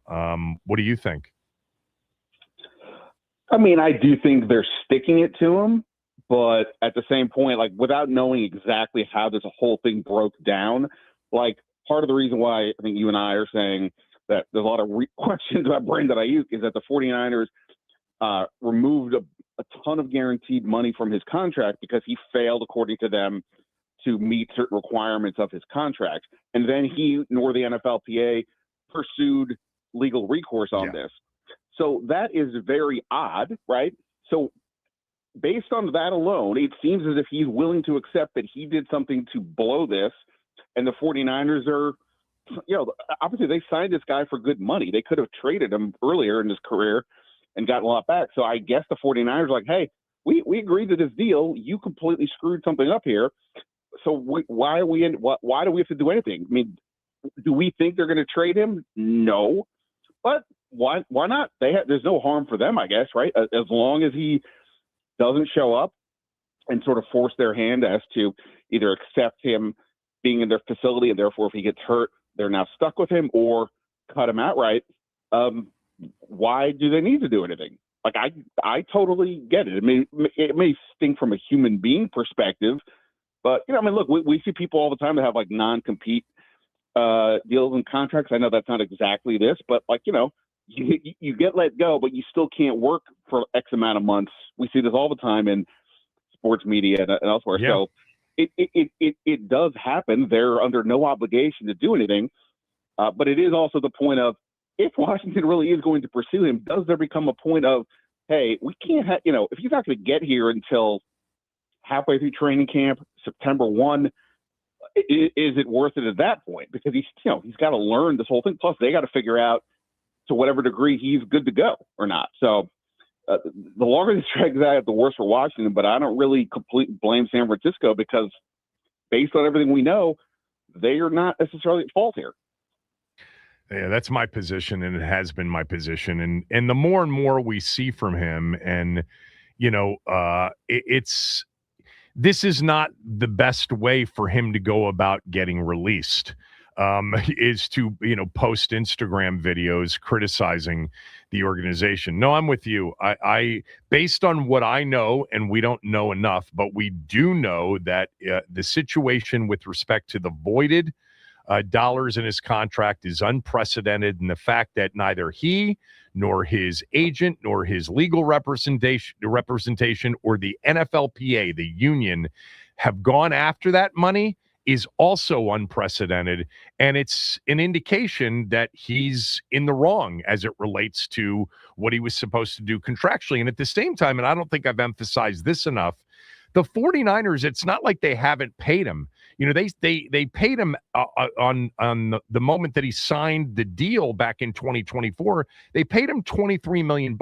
They've got about $40 million into him, through these first two seasons. It's not like they haven't paid him generational wealth kind of money, and they've got nothing back except for a pain in the ass based on what we know. Now, there's a lot we don't know. And, somebody made the point earlier. We do know that the Shanahans, have the ability to be, tough, strict, petty even. But no, from what we know, if it were my team, I'd absolutely hold on to him until I couldn't hold on to him anymore. I guess the real issue will be if he were to really want to get cut and have the ability to go somewhere, he'd show up for the first day of training camp. And then it'll be interesting to see what happens at that point, right? Yeah, no, 100%. And, you listed the different ways he could have pursued legal recourse, or who were the different people that could have helped him, including his agent. I had heard at one point, this is a few weeks ago, that even the agent didn't seem to know exactly what was going on here, right? Okay, so his actions here speak of somebody who is not either listening to his agent or is not communicating with his agent, right? So that's like another element to this. He's just seemingly going rogue. This isn't, why would you not just show up for OTAs? Like the 49ers, by the way, there's nothing funnier than seeing people on social media say that the 49ers canceled mandatory minicamp because of Ayuk, in spite of Ayuk, so he couldn't show up. You've got to be kidding me. They're really going to limit the amount of work that they can do with 89, 90 other players as they're trying to pursue a Super Bowl. Get out of here. That is insane. Not only that, it's not they're certainly not the first team to cancel minicamp here in recent years. Yeah, I mean, they're largely a veteran team. Whatever. I don't know what's going on. They seem to be happy with it. So be it. So that's nuts. But yeah, he could have shown up to OTAs, right? I mean, he could have done this already. So why didn't he? This whole thing is just so bonkers, which again goes back to the point of we all understand the potential upside, but based on what we know, and admittedly we don't know as much as Adam Peters and Jaden Daniels and others, I guess. But man, it is bizarre that this would even be something that would be on the radar. And by the way, I do believe that with a big roster the way NFL teams have, you can, if you have a right type of locker room, you can have a couple of guys who are a little bit quirky, let's say. And you could see certain organizations who might be more willing to go this route. Kansas City, right, has been willing to be a bit rogue with some of their additions in years. These guys have done nothing but preach culture. So it just seems odd that this is the guy that they're going to bring in here. I would have questioned even Stephon Diggs to a degree, but okay, he seems like he obviously produces a lot. Seems like he showed himself fine in New England, and maybe in the past he wore it as welcome. So okay, at least I get that risk. You're taking, if it's a risk, you're taking it on a guy who has actually produced. He has, of his last 8 seasons, he has 7 1,000-yard years, and the only one he didn't get it was because he got hurt. That is a risk I get. This one, I mean, we're not even talking about the fact that I assume he's healthy and ready to, from his knee that got torn, but I can't say definitively, right? And so, the variables here are just so odd that if Washington was just wanting to end this, they could just put it out there and end it. But I guess they're going to keep going forward with this. Yeah, I mean, if you created a roster without anybody that had bad judgment or limited intellect or no ego or narcissistic tendencies, you wouldn't be able to put together an NFL roster. So you have a lot of that scattered throughout the league. There aren't a lot of rocket scientists in professional sports, and there are a lot of people that make a lot of bad judgment.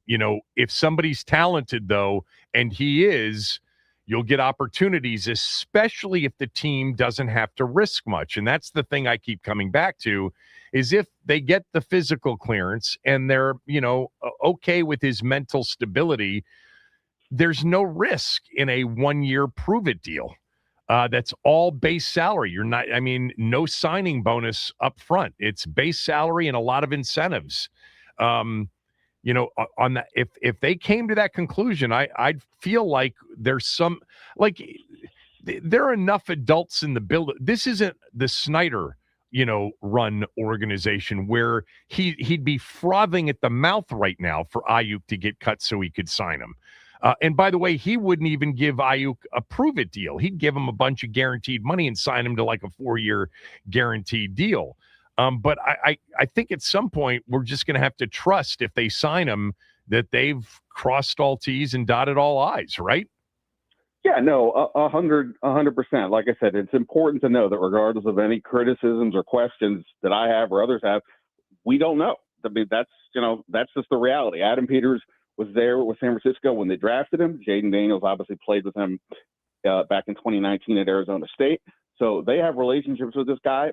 Peters, of course, worked for many years in the 49ers organization, so he surely knows what's been happening with Ayuk just, over the last, year and change. So they're aware of the situation. I know they're not blind to anything.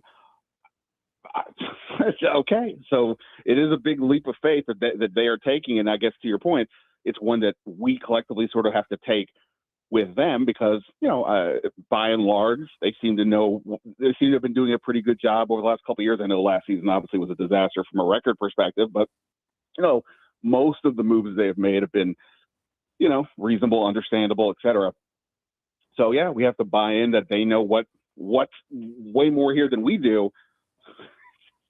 I would, I just wish somebody would. Here's a question for you, because you brought up, they could end this by leaking to somebody that, hey, it's not going to happen. Washington has no interest in signing Brandon Ayuk.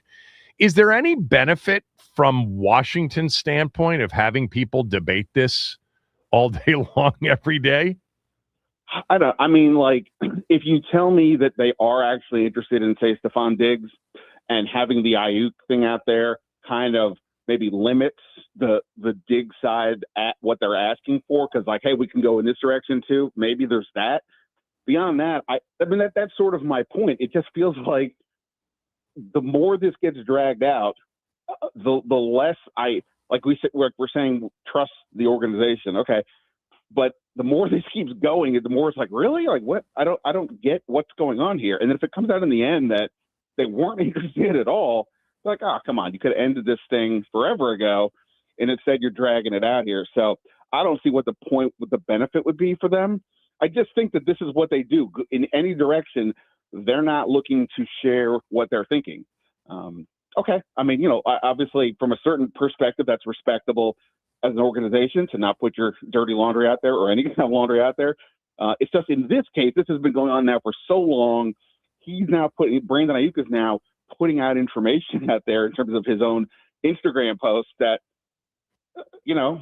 could be not beneficial to them. I mean, just in terms of like questioning what is going on. So I can't see what the reasoning would be. And I've tried my best, as I assume you have, like, we have to talk about it to a degree, but I'm trying not to. But when he starts posting all these Instagram things, like, well, okay, I have no choice here. Yeah. No, you do. I think the Diggs angle is an interesting one. I think that also from their standpoint, it's like, if he does get released, they do want to perhaps have a sit down with him before they absolutely rule it out. Like, they could be leaning in the direction of, yeah, probably not, but we're not going to eliminate it until we've had a chance to sit down with him, talk to him, have our medical people look at his knee, have our, psychological people evaluate him, because maybe there's a lot to it that they don't know. So there could be some reasons for them not leaking that they're not interested. But as long as they don't, and as long as he's not with another team other than the 49ers, we are obviously going to continue to think this is a possibility until, he signs with somebody else. I mean, I guess there is a chance, with somebody that is, if he's got issues, mental issues, there is a chance he doesn't play for anybody once the 49ers cut him loose. I guess the one thing, like, there's been this question of, like, does he want to play, right? I mean, because we don't know.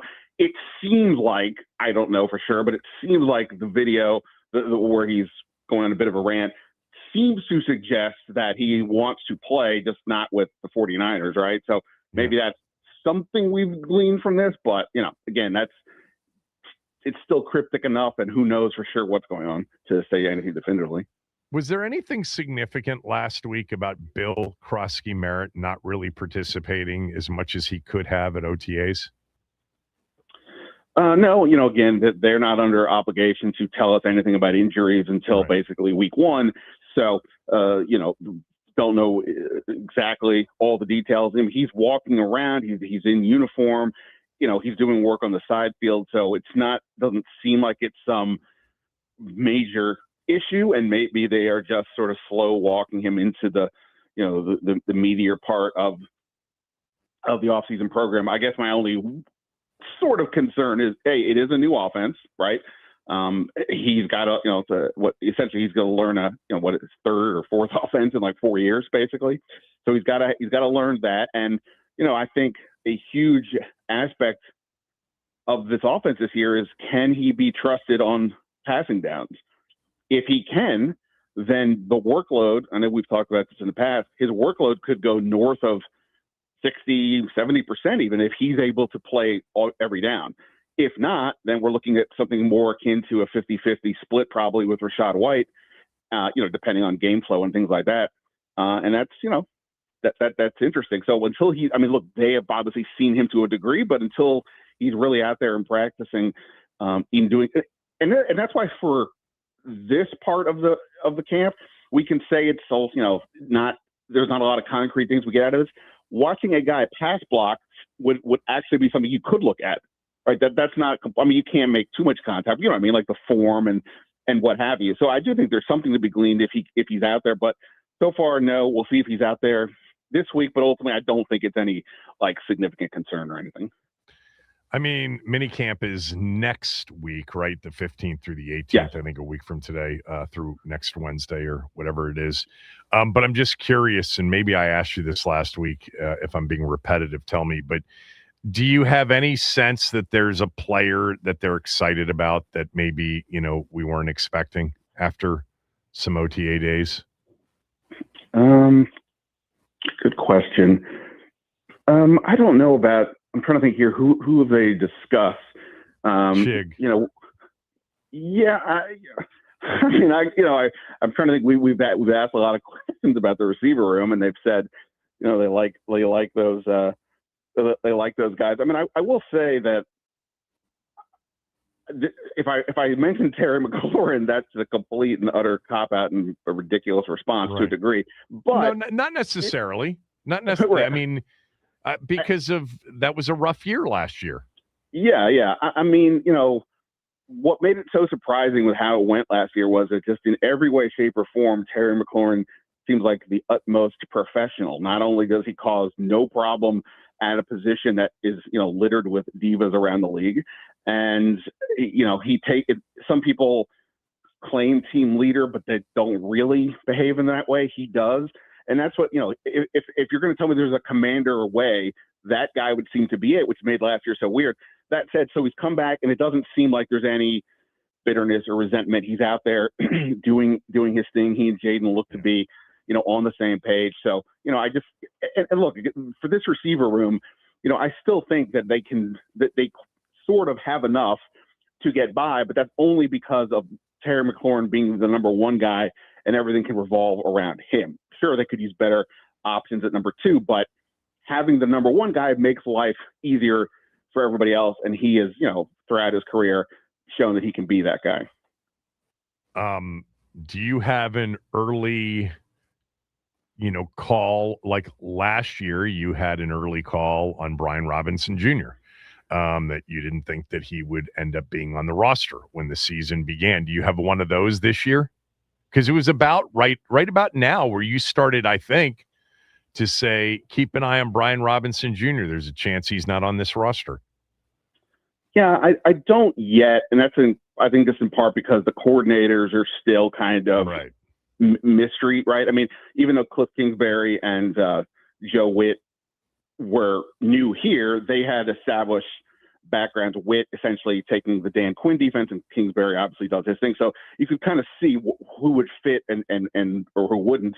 I'm not ready for those kinds of discussions here quite yet. So I don't know if I have anybody for you, but definitely keeping an eye on things. I mean, some positions, like there's a lot of guys at safety, even if without Ayuk, if they're only going to keep, say, 6 receivers, they're probably 1 or 2 over that number. What happens there? The defensive line, frankly, I mean, they've, including the edge guys, like there's a bunch of dudes there. We don't know how many players they will ultimately keep, but it's conceivable that somebody that we might think is staying doesn't. But and I guess the other one is like Frankie Louvu. Like I'm assuming he will be here, but depending on how much they really want to lean into a 3-4 defense and have the 2 edge guys count as the outside linebackers, then what does that mean for Styles, Chenal, and Louvu? And to that end, does there become a point where they decide to move on? But I'm not remotely ready to go there now. Well, you just named the one player. I mean, that would be shocking to me because I think he's very talented. But you just named the one player that might bring something back. I think if Duran brought anything meaningful back, he might not be here right now. And I think that that's probably something that they realized, that there wasn't necessarily a market for him. But last year there was ultimately a day 3 market for Brian Robinson Jr. And I'm just thinking and looking through the roster who that person would be this year. I guess you could, obviously Luvu would bring some value back if you decided to trade him before the final year of his contract. Yeah, I mean, and this is where release. Right, and also this is where, like last year with Brian Robinson, part of that thinking was, okay, Bill Krosky-Merritt looks like an actual player. Now, if Jordan McGee and Kane Medrano and Ali Cahoe show that they've made strides, that Durante Jones believes that they can fill in when needed, okay, then that makes it even more of a reason that they could potentially move on. But, look, I think of all the players, the holdovers that I picture within Durante Jones's, aggressive defense, I mean, Frankie Lewis fits Frankie Louvu like a glove. So I'm much more inclined to believe they find ways to use him versus not. But yes, if we're playing the what if game, then yeah, he would be somebody you'd have to at least consider. Ben, you should subscribe to his Substack. I'm a subscriber. It's a couple bucks a month. It's totally worth it.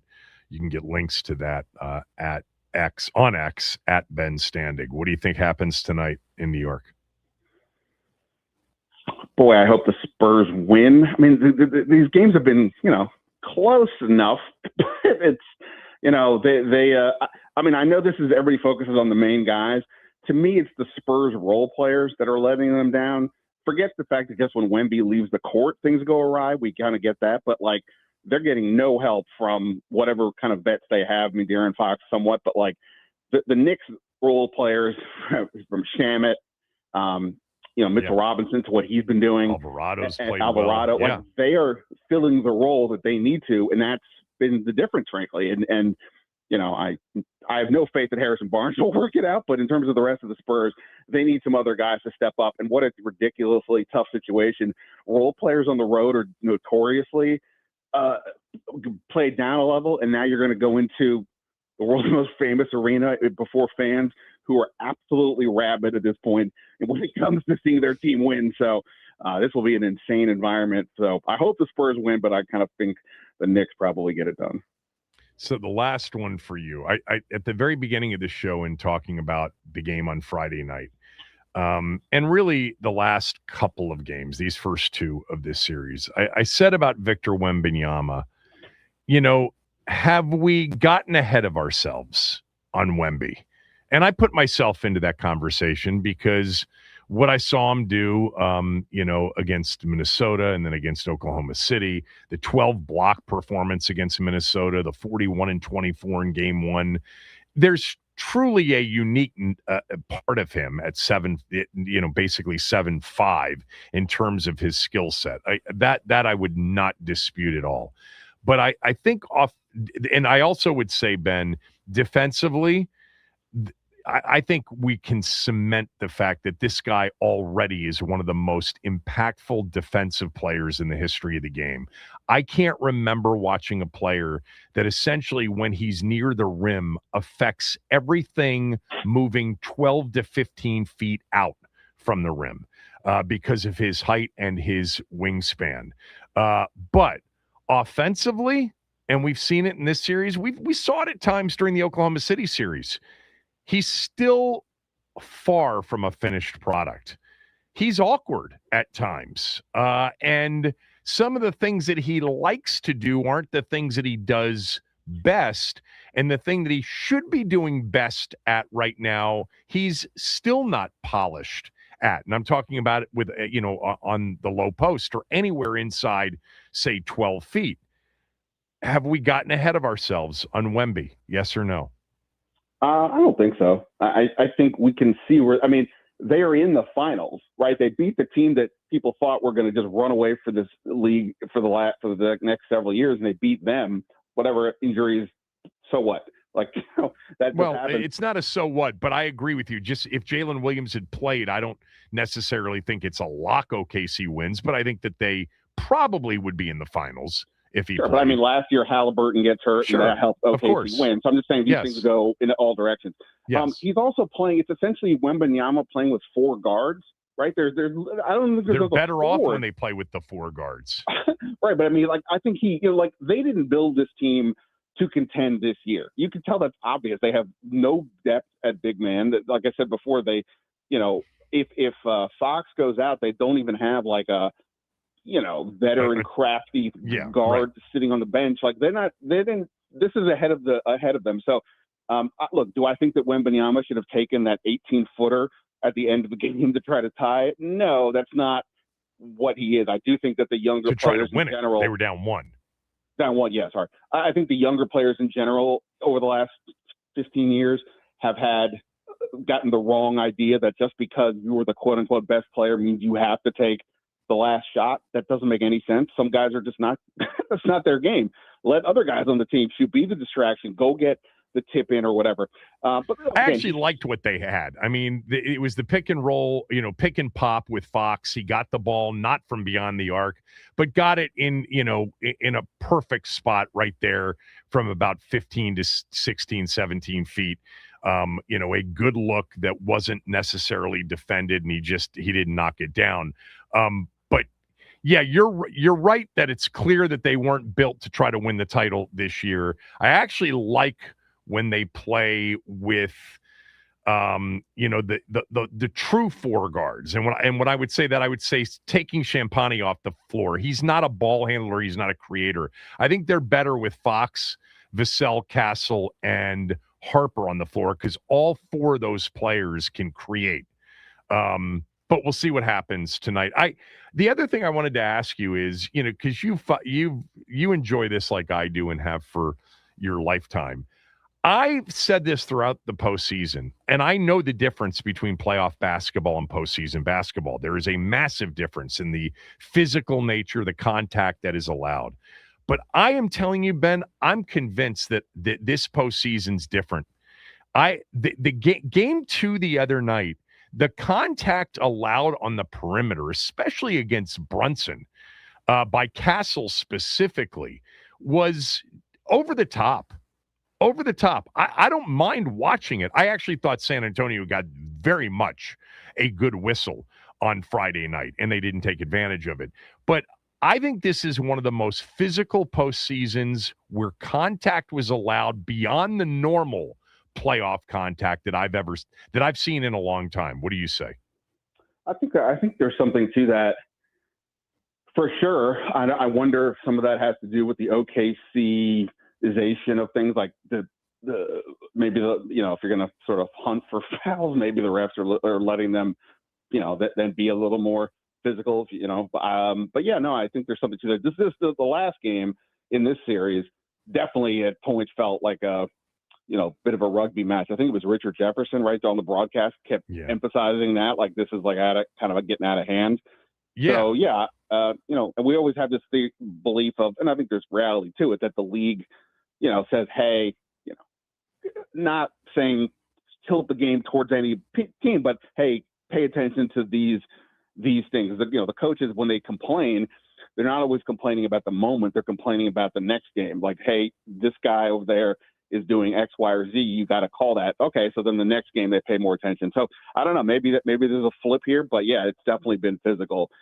There's no doubt about it. And again, this is where I think Wembanyama needs a bodyguard to a degree. And again, everybody has these. That's not new. LeBron had Udonis Haslem.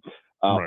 All guys have these players around them who now they're helpful for the game, but also just say, hey, lay off my guy over here.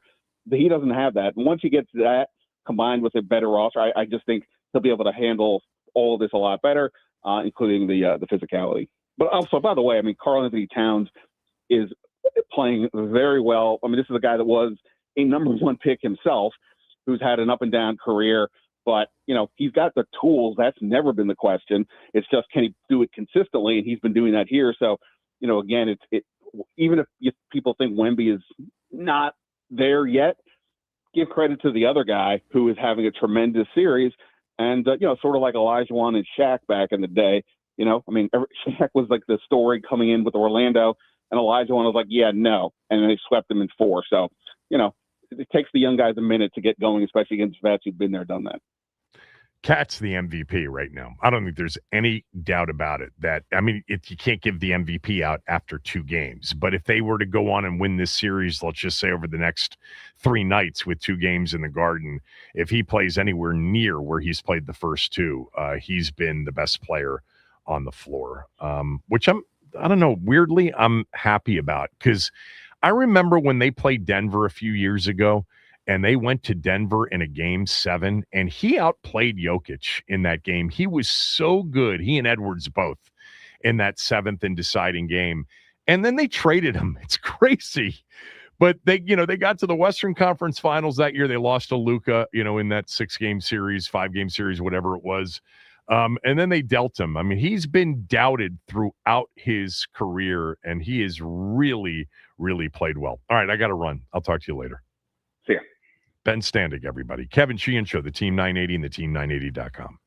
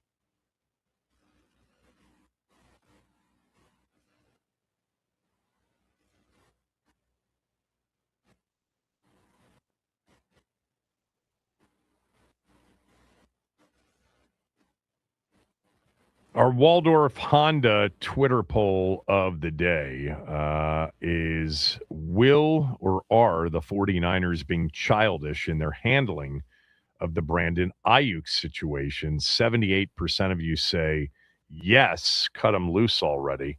22% of you say no, they're doing what's best for the team. I'm with the 22%. It's not a surprising result.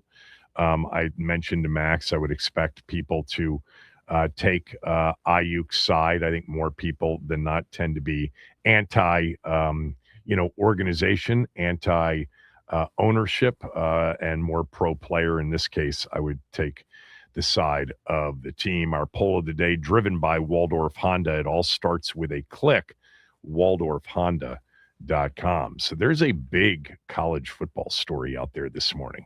For those of you who don't know who Brendan Sorsby is a quarterback who played at Cincinnati last year and was the number one transfer portal quarterback in the country. And he signed with Texas Tech, a team that won the Big 12 regular season, won the Big 12 championship game, and advanced as a seeded team with a first-round bye into the playoffs, where they lost in the quarterfinal round to Oregon last year. Sorsby was going to be the quarterback for Texas Tech until he was ruled ineligible by the NCAA after it discovered that he had wagered approximately $90,000 on professional and college sports over 4 years, including 40 bets involving the Indiana football team when he was a freshman at Indiana playing for the Hoosiers in 2022. The NCAA denied Texas Tech's appeal for reinstatement. However, earlier today, Sorsby was granted a temporary injunction against the NCAA that will likely clear the way for him to play for Texas Tech in 2026. A Texas judge granted Sorsby a preliminary injunction that prevents the NCAA from punishing him for violating its rules on sports gambling. But listen to this. The judge, his name is Ken Curry, ruled that Sorsby's attorneys demonstrated that he would suffer a probable and imminent irreparable injury, and they're talking about mental illness injury, if he were unable to play football for Texas Tech in 2026. That's what his attorneys argued. Now, he's been seeking help, mental health help, depression, etc. And the judge said, to hell with your rules, NCAA. This kid is going to suffer terribly if he's not allowed to play football in 2026. Now, he's going to miss the first 2 games because that was a penalty that actually was proposed initially by his attorneys. And so that is something that will be agreed to. By the way, Texas Tech's first 2 games in 2026 are against Abilene Christian. And then they play a game at Oregon State. Oregon State, not very good since being excluded from the Big 12 and other leagues expansion, Big 10, etc., and now being basically, along with Washington State, the only 2 teams left in the Pac-12, if you even want to call it the Pac-12. Look, this is has to be an absolutely devastating and very concerning ruling for the NCAA, because it essentially says that local judges have the ability to really run counter to and hurt the NCAA's ability to enforce its own rules as it relates to gambling. Because here's the thing, the NCAA is going to appeal. They've already mentioned that. But the appeal may not be heard until next spring, or maybe next winter at the earliest, after the season is over and Sorsby is getting ready for the NFL draft. So that is, I think, a surprising ruling. I haven't followed it closely enough, but when I saw the headline and read the story during one of our commercial breaks today, I'm like, that has to be a surprise, and it has to be really hurtful to the NCAA. The NCAA does not want, for the purposes of keeping their games up and on the up and up with integrity, competitive integrity, they don't want their players betting on their own teams. And that's what Sorsby apparently did. He was not, by the way, playing in those games. He was redshirted the year that he bet and made 40 bets involving his Indiana football team, but he had a lot of inside information on those bets. That is dangerous. And this ruling is dangerous because it says that a player, if busted, just has to scream and claim mental illness, depression, if I'm not allowed to play the following year, or whatever they would come up with. I'm not suggesting that he's not being truthful, but he created that problem. It's not a court's, responsibility to ensure his proper mental health after he's broken the rules in a severe way, in a significant way. Pretty surprised. And I would imagine the NCAA is not very happy, and this opens up the possibility of, players looking at it and saying, hey, we can break the rules and get away with it because he just did. And get away with it, sure, there can be an appeal by the NCAA to a higher court, and there will be, but by the time that case is perhaps seen and realizes the light of day, Sorsby will have already played in 2026, and he'll be getting ready for an NFL draft. Crazy ruling in the sport today. Texas Tech should be good with Sorsby. There's no doubt about that. They should be very good next year in what should be another really good year for the Big 12. There was one other thing that I wanted to read on, and I saw. Virginia Tech got the largest donation for athletics that it's ever gotten. Somebody donated $75 million towards Virginia Tech's athletics. It was a record donation. It was made anonymously by a 4-generation Virginia Tech family. And it includes the fundraising portion of the recently approved $229 million investment in athletics over the next 4 years. Remember who is going to be the Virginia Tech coach for the first year this year, and that would be one James Franklin. Virginia Tech has obviously taken a big step back here in recent years as a college football program after being, a program that was pretty significant for a long period of time. And they've gone through a lot of coaches since Frank Beamer, and they've had not a lot of great success like they had under Frank Beamer. And I think the feeling is that with James Franklin there is new juice in the program, and somebody or a family donated $75 million. Really, that's all it takes, a Mark Cuban type at, Indiana.